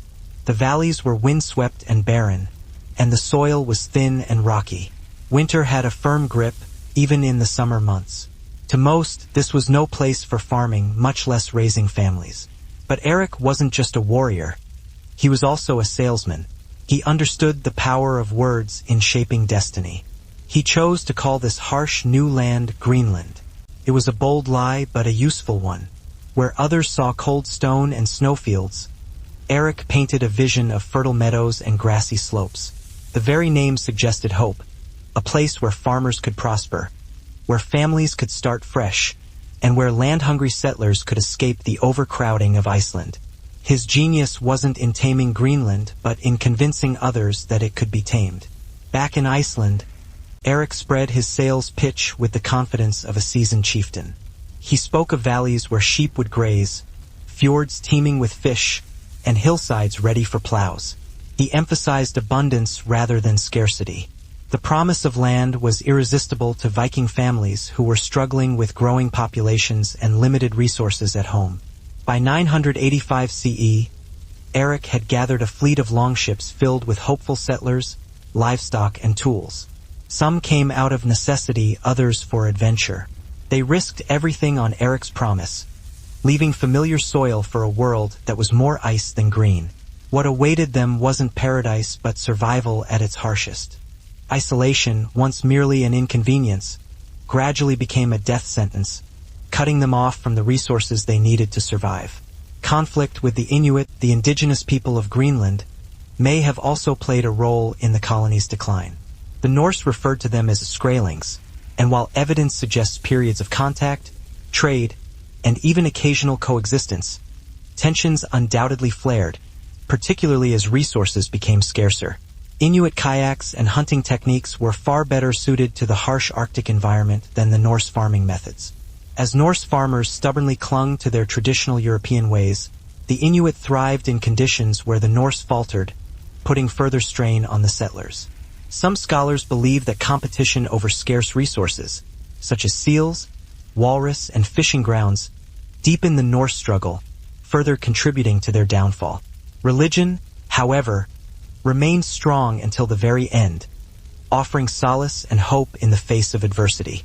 Churches were still built, and priests continued to hold mass, even as the pews gradually emptied, showcasing the settlers' unwavering faith. A wedding feast held in the early 15th century represents the last written record of Norse Greenland, offering a poignant snapshot of joy and celebration in the face of impending decline. After that, silence descended upon the colony. By the mid-15th century, no ships returned to Greenland, and no messages came from the settlements. The colony gradually vanished from European memory, its existence fading into legend. Its people were ultimately absorbed back into the harsh land they had fought so hard to claim, leaving behind only ruins. When explorers later rediscovered the ruins of the Norse settlements, they found haunting reminders of the settlers' resilience and their ultimate fate: stone churches, collapsed farmhouses, and abandoned fields.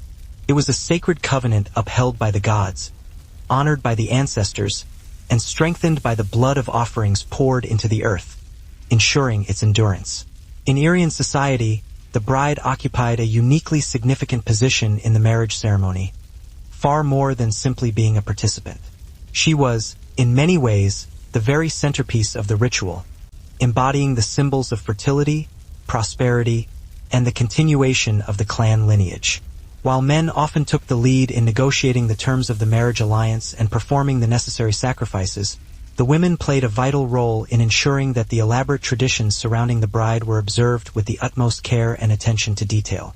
These customs served to elevate the bride into a figure of both great honor and heavy responsibility, entrusted with carrying the hopes and aspirations of two powerful families into her new household. The preparations for the wedding began days in advance, with the women of the clan taking charge of the intricate rituals. Female relatives carefully bathed the bride, meticulously combed her hair, and adorned her with exquisite jewelry, transforming her into a vision of beauty and grace. Necklaces crafted from bronze, silver, or shimmering glass beads reflected her family's wealth and social standing, while intricately designed belts and ornate fibulae, brooches, fastened her garments, showcasing her own skill in weaving and needlework. Some of the jewelry pieces were cherished heirlooms, passed down through generations of women in her family, linking her to the strong and resourceful women who had come before her and connecting her to her heritage. This elaborate process of dressing and adorning the bride was far more than simply a beautification ritual. It was a profound rite of transformation, marking her significant passage from maidenhood to the new role of wife, carrying significant weight. Upon arriving in Constantinople, Miklagard, the great city as the Norsemen referred to it, Harold entered the service of the Varangian Guard, the emperor's elite corps of foreign warriors, famed throughout the known world for their unmatched skill and loyalty.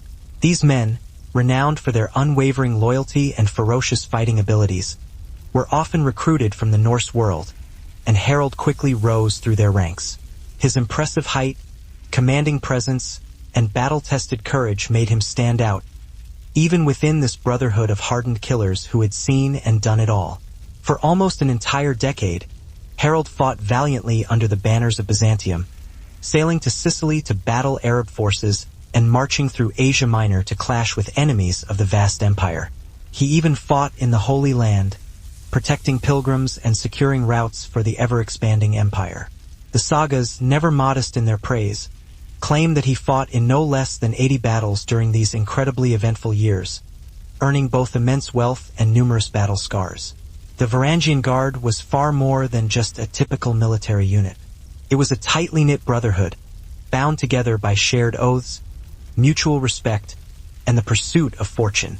Harold's service brought him immense riches, gold, jewels, and fine silks from the empire's overflowing treasuries. This was wealth that he carefully stored away with Yaroslav in Kiev, all with the express intention of using it to fund his eventual return to Norway. But just as important as treasure was his hard-earned reputation. Harold's name became widely known far beyond the borders of Scandinavia. He was no longer just the boy who had fled from Stiklestad in shame and defeat. He was now a seasoned commander of the Emperor's Guard, a warrior who had carved his own legend across the Mediterranean world. Exile had been transformed into an opportunity to rebuild his shattered life. King Edward the Confessor of England unexpectedly died without naming a clear heir, thus sparking a major succession crisis that threatened to tear the kingdom apart. Harold Godwin's son, the powerful Earl of Wessex, quickly seized the crown for himself. However, a number of ambitious rivals immediately challenged his legitimacy. William, the Duke of Normandy, claimed that Edward had previously promised him the throne, and Harold Hardrada saw this moment of chaos as his golden opportunity to press his own long-standing inherited claim by force. Harold's audacious bid for the English throne was not made entirely alone. Tostig Godwin's son, Harold's own estranged brother, had been exiled from England and was actively seeking revenge against his more successful sibling. Tostig skillfully allied himself with Harold, promising him vital support and wholeheartedly urging him to invade the now vulnerable kingdom. For Harold, this was undoubtedly the spark that he desperately needed, the perfect opportunity to finally unite his seasoned warriors, revive the long-lost glory of the Vikings, and perhaps become the last great conqueror of the age. In the summer of 1066, Harold expertly gathered a massive fleet for his planned invasion of England. Some historical sources have claimed that it consisted of nearly 300 ships, carrying thousands of seasoned warriors, ready for battle. His warriors were primarily hardened veterans, many of them having fought in the seemingly endless wars against Denmark, and all eager for plunder, glory, and a chance to make a name for themselves in the annals of history.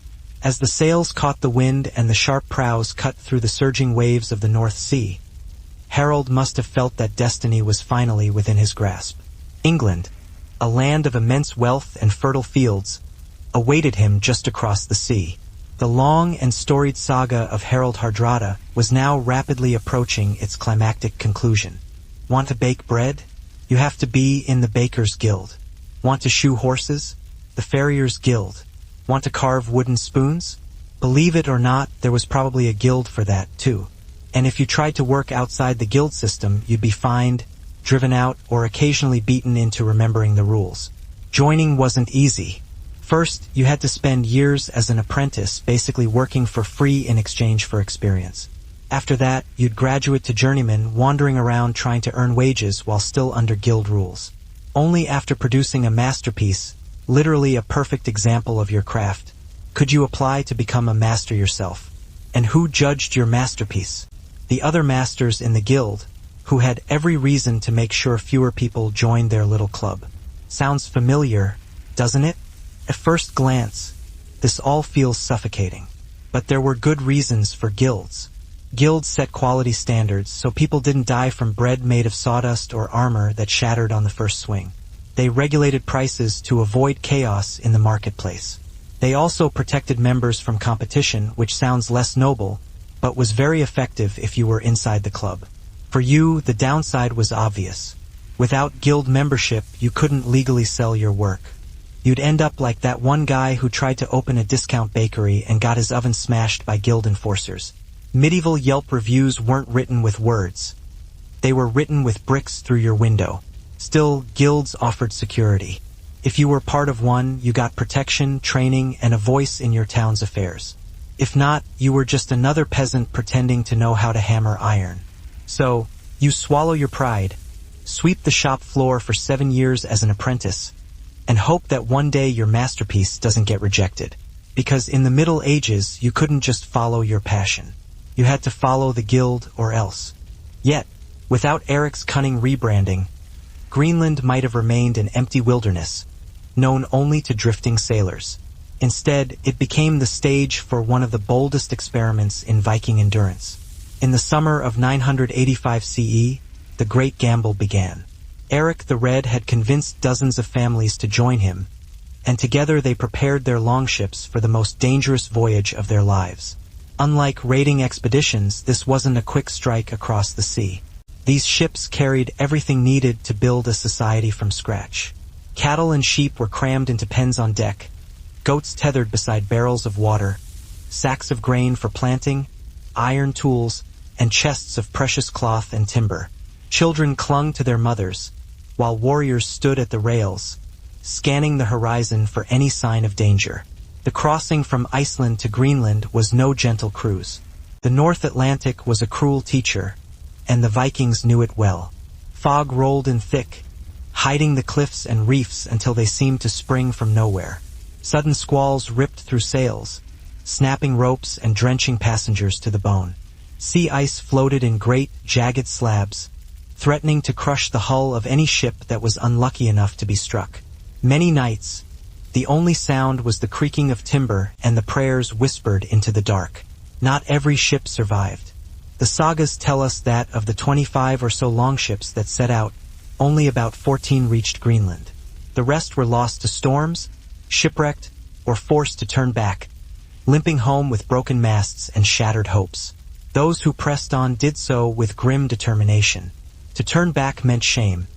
To continue meant danger, but also the chance at new land and freedom from old debts. Life aboard ship was cramped and relentless. Families huddled under woolen cloaks, battling seasickness and hunger. Meals consisted of hard bread, dried fish, and whatever could be boiled in seawater. Turf walls still stood against the wind, and gravestones marked the names of those long forgotten. The Norse of Greenland had not failed for a lack of courage or determination, but because even the most extraordinary courage has its limits. At the edge of the world, they endured for as long as humanly possible, until the relentless ice, the gnawing hunger, and the deafening silence finally claimed them, extinguishing their light in the unforgiving landscape. For the Eryans, marriage was never simply a matter of two individuals choosing to spend their lives together, driven by personal affection or desire. It was a far more complex and significant institution, representing the binding of bloodlines, the cementing of crucial clan alliances, and, at times, a strategic means of avoiding potentially devastating conflicts. In a world where kinship determined access to protection, honor, and even survival, marriage was fundamentally a political and social contract first, and a private union second, emphasizing the importance of community over individual choice. Clans formed the bedrock of Aryan society, shaping social interactions and power structures. Every man and woman belonged not just to their immediate family, but to an extended network of kin that stretched across valleys and encompassed hilltop settlements, forming a strong and cohesive social unit. These clans controlled vital land, essential resources, and formidable warriors, wielding significant influence within the Aryan community. When two young people married, the event had far-reaching consequences. reshaping not only their daily lives but also the broader landscape of alliances between different groups. A marriage could be instrumental in securing peace between rival clans, fostering cooperation and preventing bloodshed. It could strengthen existing trading bonds, facilitating economic prosperity and mutual benefit. Symbolic rituals often surrounded her departure from her natal household, representing the severing of old ties and the embrace of new responsibilities. In some regions, she might be blindfolded as she left her father's home, symbolizing her transition from the familiar to the unknown. Some traditions dictated that she may have been veiled, symbolizing both modesty and the enigma surrounding her new status. Women would often sing laments, bittersweet melodies that mourned the bride's departure from her family while simultaneously celebrating her future. These songs highlighted the stark reality that marriage signified leaving one world behind and entering another entirely. The journey to the groom's residence was a ritual in itself. Typically accompanied by relatives, the bride would be led in a procession, sometimes on horseback, other times on foot, through the community. Along the route, neighbors would bestow blessings upon her, offering gifts of food, drink, or talismans believed to ward off misfortune. This very public transition transformed her from a daughter into a wife in the eyes of everyone, ensuring that her change in status was both witnessed and formally recognized. Once she arrived at the groom's home, further rituals solidified her new identity. She might circle the hearth, a symbolic gesture representing her entry into the spiritual heart of the household. Bread, milk, or honey could be presented to her as auspicious symbols of future abundance and prosperity. In certain instances, she would light a new fire within the home, carrying forward the rich symbolism of continuity, family, and fertility. Despite the fact that she often had limited say in the arrangement of her marriage, the rituals that centered on the bride affirmed her absolutely vital role. She was not merely moving from one family to another. This dramatic conclusion would ultimately take place not in Norway, nor in the distant land of Byzantium, but instead on the blood-soaked soil of England, where the fate of both kingdoms would be decided. In September of 1066, Harold Hardrada's decades-long ambition finally turned into decisive action. With a formidable fleet consisting of hundreds of ships and thousands of seasoned soldiers, he crossed the treacherous North Sea in order to forcefully stake his claim to the English crown, which he felt was rightfully his. At his side was Tostig Godwinson, the bitter and resentful exiled brother of Harold Godwinson, the newly crowned King of England. Together, they meticulously planned to topple Harold's illegitimate rule and carve out a brand new North Sea empire that would forever change the balance of power in the region. The invasion initially began in the northern reaches of England, where Harold struck with the speed and ruthless ferocity that had consistently defined his long and accomplished career as a military commander. He landed his invading forces near the strategic rivers Ouse and Humber and quickly advanced on the strategically important city of York, which served as the major northern stronghold of the kingdom. At Fulford, on September 20th, 1066, Harold and his seasoned army finally met the opposing forces of the northern earls, Edwin of Mercia and Morcar of Northumbria. The ensuing battle was fierce and bloody, but Harold's veteran warriors ultimately proved to be unstoppable. His disciplined and highly experienced soldiers relentlessly drove the English back, brutally crushing their resistance. The victory was undeniably decisive. York quickly submitted to Harold's authority, and the seemingly impenetrable gates of northern England were now wide open to him and his invading army. After decades of seemingly endless war, forced exile, and burning ambition, Harold now stood triumphantly on the very brink of ultimate triumph. You don't own a clock. You don't even know what a clock is. Time for you is whatever the local church bell says it is. And those bells, they never stop. They ring to wake you up. They ring to drag you to prayers. They ring for work, for rest, for meals, and for bedtime. Basically, the medieval bell tower was your overbearing parent, and you couldn't even slam your bedroom door to escape it. Picture it. You're in the fields, finally making progress with the plow when clang, clang, clang. Time to stop and pray. You mutter a few words to God, go back to work, and just as you're finding a rhythm again, clang, clang, clang. Noon bells. Time to eat your gourmet meal of bread, onions, and disappointment. A couple of hours later, just when you think maybe you'll catch up on work, vespers, off you go again. And it wasn't just about religion. The bells controlled civic life, too.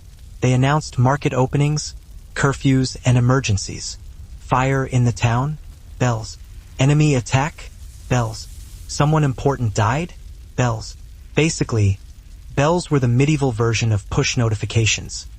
Constant, loud, and impossible to turn off. The worst part? You had no say in it. The priest or town officials decided when the bells rang, and you obeyed. It didn't matter if you were tired, in the middle of a meal, or halfway through something important. The bell owned you. Oversleep? Everyone knows because you missed the morning bells. Leave work early? Everyone knows because the bells hadn't rung yet. Forget to show up to mass? Guess what? The bells tattled. In theory, bells provided order in a world without watches or literacy. Most people couldn't read a calendar, let alone keep track of hours. The sound of bells structured the chaos. But for you, it meant your life was less about living freely and more about being Pavlov's dog centuries before Pavlov. So you trudge on, your ears ringing, your entire existence carved into bell-shaped chunks of time. Livestock fouled the decks, and the stench clung to everyone. Yet there was also resilience. Women spun yarn from wool, even at sea, keeping their hands busy. Men sang rowing chants when the wind died, their voices rising above the howling waves. Children too young to understand the stakes found moments of laughter, playing with driftwood toys between bouts of terror when the ship pitched too violently. After weeks of this peril, the settlers finally sighted Greenland's icy cliffs. Exhausted, battered, but alive, they had crossed some of the most unforgiving waters in the world. The land that rose before them was no green paradise, but it was theirs, and that was enough to begin. When the settlers first stepped onto Greenland's rocky shores, relief quickly gave way to reality. There were no forests to cut for timber, no soft fields ready for farming, and little sign of abundance. The mountains were bare, the valleys were narrow, and the climate was unforgiving. If the Vikings were to survive here, they would have to wrestle a home out of the land itself. The solution was both simple and ingenious: turf houses. Strips of sod were cut from the ground, stacked like bricks, and packed tightly together. The walls could be several feet thick, providing insulation against the freezing winds that swept down from the glaciers. Driftwood, which washed ashore after long journeys across the sea, became the skeleton of their dwellings. Roof beams, door frames, and supports. The Vikings learned to scavenge every scrap of wood that the ocean offered, treating each log as a treasure. Inside, these homes were dim and smoky. The only light came from small openings covered in animal skins, while fires smoldered in stone hearths, filling the rooms with both warmth and choking fumes. Yet, compared to the cold outside, they were sanctuaries. Families slept side by side on benches lined with furs, sharing body heat through the endless winter nights. It could also enhance military cooperation, providing much-needed support in times of conflict, ensuring the clan's security and survival. In this way, the personal realm of marriage was inextricably linked to the political sphere, highlighting the interconnectedness of Aryan society. Negotiations surrounding marriage were typically carried out by elders, respected men of authority who carefully weighed the potential advantages and disadvantages of each proposed union. These elders meticulously considered the wealth and resources of the bride's family, the reputation and standing of the groom's lineage, and the long-term gains that such a union could bring to their respective clans. A marriage was rarely a spontaneous decision driven by romantic impulse. Instead, it was the result of calculated decision-making, a strategic maneuver aimed at ensuring the clan's survival and prosperity in a world of shifting loyalties and constant threats. However, this emphasis on clan-centered unions did not entirely strip marriage of its symbolic power or its emotional significance. Weddings were important moments when the collective identity of a clan was proudly displayed, reinforcing their traditions and values. The joining of two families was celebrated not only as a personal milestone for the bride and groom, but also as a triumph for the wider community, strengthening the bonds that held them together. Songs, rituals, and public ceremonies all served to remind those present that marriage was something larger than just the individuals involved, transcending personal desires and ambitions. It represented a new and vital link in the chain of kinship that bound the Aryans together, ensuring the continuity of their culture and traditions. For the individuals involved, this clan-centered view of marriage could be both a blessing and a burden, creating a complex set of emotions. She represented the promise of generations yet to come, bearing with her the blessings of her family, the hopes of her ancestors, and the sacred duty of ensuring the clan's continued survival. Every Aryan marriage was far more than just a personal union between two individuals. It represented a complex political and social agreement intricately woven into the fabric of clan alliances and loyalties. In a world where survival was heavily dependent on networks of kinship, each marriage served to strengthen bonds between groups, create reciprocal obligations, and, at times, even heal old wounds and grievances. To the Aryans, the wedding feast was as much about fortifying the clan's future as it was about celebrating the union of the bride and groom. Alliances forged through marriage served as practical tools of diplomacy and statecraft. Rival clans might strategically use marriage as a means to end long-standing feuds, sealing peace agreements with the enduring strength of blood ties rather than relying on fragile and easily broken treaties. Flush with his recent victory, he immediately began to methodically organize his hold on the conquered north, demanding oaths of loyalty from the local population, securing valuable hostages to ensure their continued compliance, and gathering much-needed supplies in preparation for the battles that were still to come.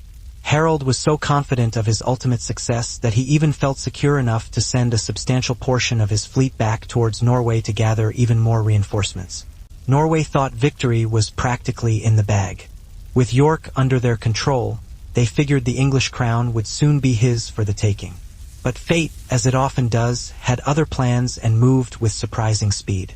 King Harold Godwin's son, who was gearing up to face William of Normandy down south, marched his army north at an unbelievable pace, covering almost 200 miles in less than a week. This caught Harold Hardrada completely by surprise.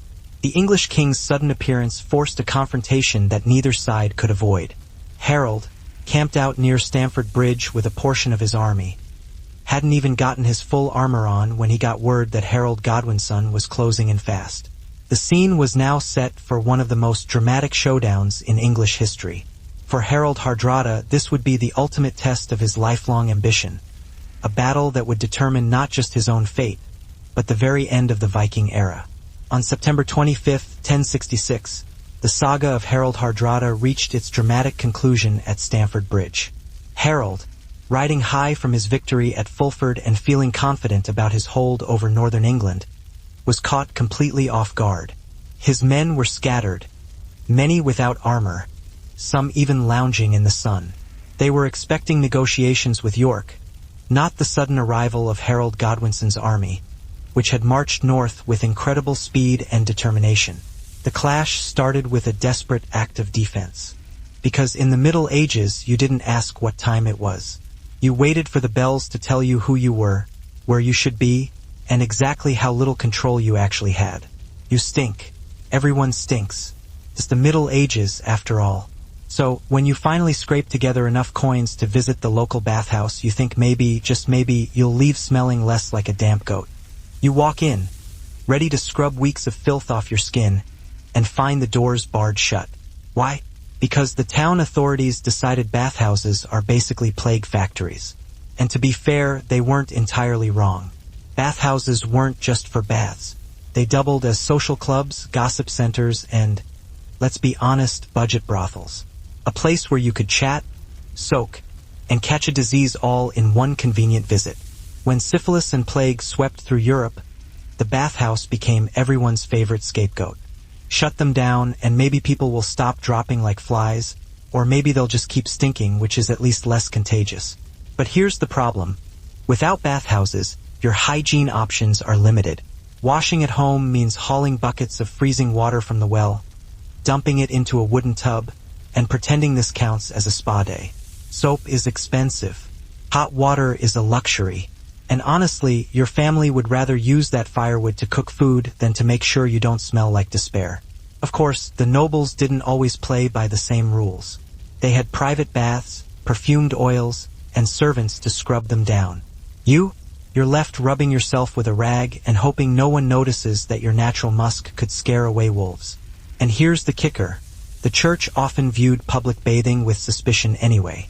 Too much nudity, too much mingling of the sexes, too much fun. If you enjoyed it, it was probably sinful. So, bathhouses lived in this bizarre moral gray zone, tolerated 1 year, banned the next. The smell of drying fish, smoldering peat, and livestock penned nearby clung to every corner. It was far from luxurious, but it was survival. The settlement grew slowly, with each family carving out a farmstead.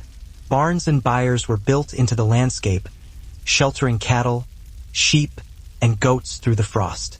Fences were woven from driftwood or stone, enclosing precious pastures where animals could graze during the short summer months. Women worked tirelessly at spinning wool, weaving cloth, and tending to children, while men hunted seals, caribou, and even the occasional polar bear to supplement their meager stores of food. The communal effort bound the settlers together. Neighbors shared labor, tools, and stories around the fire. The harshness of Greenland demanded cooperation. Isolation meant death. Yet within this frozen frontier, the Vikings managed to recreate a version of their Scandinavian homelands. Halls for feasting, farms for families, and even small churches in later years. What they built was not just shelter but hope. These turf and driftwood homes symbolized their refusal to yield, proof that even in one of the world's harshest environments, the Vikings could carve out a world of their own. To a Viking farmer, fertile soil was wealth itself. But in Greenland, soil was scarce, thin, and stubborn. The settlers quickly learned that farming here was nothing like it was in Iceland or Norway. Summers were short, barely long enough for grass to grow, and winters dragged on endlessly. Yet the survival of the colony depended on coaxing every scrap of food from the land. Sheep and goats became the backbone of their farms. They could graze on the tough grasses that clung to the valleys and provided wool, milk, and eventually meat. Cattle were more difficult, prized for their milk and status but costly to feed during the long winters. Storing hay was an all-consuming task. A bride might be given to a family she barely knew, her duty primarily tied to the promises made by her father and other male relatives, placing her in a potentially difficult situation. Legend has it that a single giant Norse warrior held the bridge against waves of English soldiers, cutting them down left and right until he was finally taken out by a spear thrust up through the planks from below. This act of incredible bravery bought Harold's army some precious time, but the odds were overwhelmingly against them. Harold Godwinson's forces were fresh, heavily armed, and eager to crush the invaders.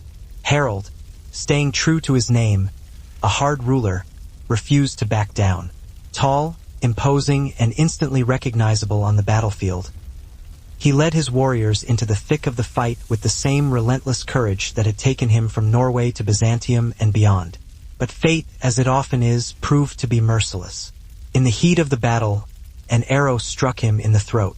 The great Viking king collapsed, his voice silenced amidst the chaos of clashing steel and shouting men.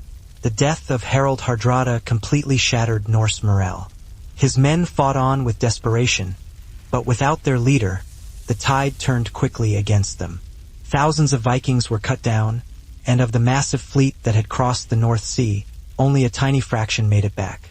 The sagas tell us that while Harold had arrived in England with over 300 ships, barely 24 were needed to carry the survivors back to Norway. Harold's fall at Stamford Bridge was more than just the death of a king. It was the symbolic end of an era. For nearly 3 centuries, Vikings had raided, traded, and ruled across Europe, feared as the scourge of kingdoms and empires. With Harold's defeat, the age of great Viking adventurers effectively came to a close. Just weeks later, William of Normandy would triumph at Hastings, forever reshaping England. But the Viking threat was finally over. And so ended the saga of Harald Hardrada, warrior, exile, mercenary, king, and would-be conqueror of England. You never knew if your evening soak would leave you refreshed or excommunicated. So you shuffle back home, dirt still caked under your nails, hair greasy, skin itchy. You tell yourself bathing is overrated, that nobody notices anyway. Except they do. They all do. Everyone in your village smells the same. Sweat, smoke, livestock, and failure. Because in the Middle Ages, washing yourself wasn't just about hygiene. It was about politics, morality, and whether the town thought your bathhouse was saving souls or spreading death. Spoiler alert, it was probably both. You've done it. After months of backbreaking work and eating porridge that tastes like sadness, you've saved a few coins. You think, maybe I'll treat myself. Maybe I'll buy something nice. Something that says, I may be poor, but I still have self-respect. Wrong. Medieval law says you can't. Welcome back to sumptuary laws, the rules that made sure you never dressed better than your betters. Let's say you're a wealthy merchant. You've made decent money trading wool, and now you want a velvet tunic. Not so fast. Velvet is reserved for nobles. Purple cloth? Forget it. That's basically the medieval trademark color of royalty. For trims? Only if your family tree includes someone with the third at the end of their name. For you, the law demands beige potato sack chic, and the enforcement is dead serious. Inspectors actually roam towns, checking hems, fabrics, and colors. If you wore silk without the right pedigree, you'd get fined. Imagine trying to explain that you're in debt because you bought a shirt that was slightly too shiny. It's fashion policing in its purest form. The logic, of course, was order. If a duke and a merchant both walked into church wearing the same outfit, chaos might ensue. How would anyone know whom to bow to? Nobles couldn't risk being mistaken for commoners, so the law kept the classes visually separated, like medieval color-coded uniforms. Families spent their summers cutting every blade of grass they could find, drying it, and stacking it in barns for the dark months ahead. A shortage of hay meant starvation for both animals and people. Crops were limited. Barley and rye were attempted in sheltered plots, but the yields were meager. The settlers relied heavily on dairy products, butter, cheese, and curds that could be stored and traded. Fish and seal meat filled in the gaps, though hunting was risky and often required long journeys across treacherous ice. Women brewed way into sour drinks, while children learned early to help herd sheep, gather eggs, and tend to small gardens of herbs. It was a precarious balance. A single bad harvest, a colder than usual summer, or an outbreak of disease among the animals could spell disaster. Archaeological evidence shows the bones of dogs and even newborn calves butchered during lean years, desperate attempts to stretch food supplies when famine loomed. Survival in Greenland wasn't just about skill. It was about endurance and luck. Yet farming was more than just sustenance. It was also about identity. The settlers saw themselves as landholders, free farmers in the Norse tradition, tied to their animals and fields. Even in this icy frontier, they clung to the rhythms of home. Milking at dawn, hay cutting in summer, slaughtering livestock in autumn, and storing food for winter. Farming anchored them in a world that constantly threatened to sweep them away. Greenland tested their resolve at every turn. The land gave little, demanded much, and punished mistakes. But for over 4 centuries, Viking families held on, proving that even at the edge of the known world, the farmer's way of life could endure, at least for a time. For Viking children in Greenland, life began in the shadows of turf houses and under the watchful eyes of a community fighting for survival. His life embodied the restless spirit of the Viking age, and his death marked its final chapter. After Stamford Bridge, the world of Europe moved on. But Harold's legend, fierce, ambitious, and unyielding, continues to live on in the sagas that still remember him as the last great Viking. And don't think you could sneak around the rules. People tattled. If your neighbor spotted you in a cloak that looked a little too luxurious, they'd rat you out. Not because they cared about the law, but because watching you get humiliated in court was the best entertainment they'd have all month. Unlike in the bustling markets of Norway or the fertile farms of Iceland, childhood here wasn't about carefree play. It was about learning early, working hard, and enduring a world where death always seemed to hover nearby. From the moment they could walk, children were given tasks. The youngest carried water, gathered dung for fuel, or helped keep watch over sheep grazing in the valleys. Slightly older children herded goats, milked cows, or collected driftwood along the fjords. Girls learned to spin wool and weave under the patient, if stern, guidance of their mothers, while boys trailed their fathers into the hills, watching how to hunt seals, set nets for fish, or carve tools from bone. Childhood was an apprenticeship, and mistakes could be costly.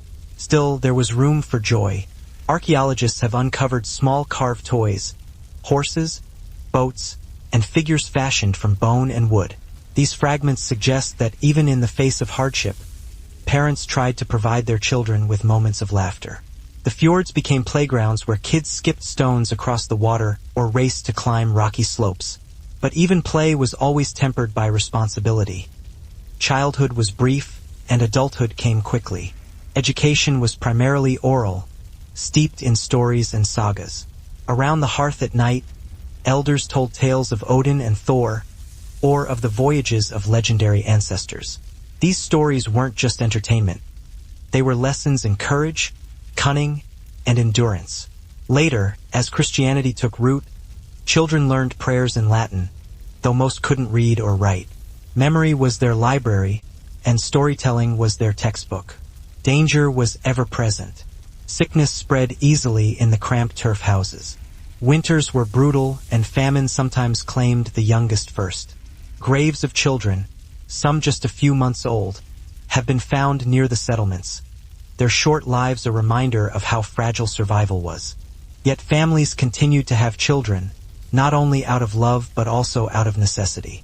More hands meant more help, and more help meant a greater chance that the household would endure.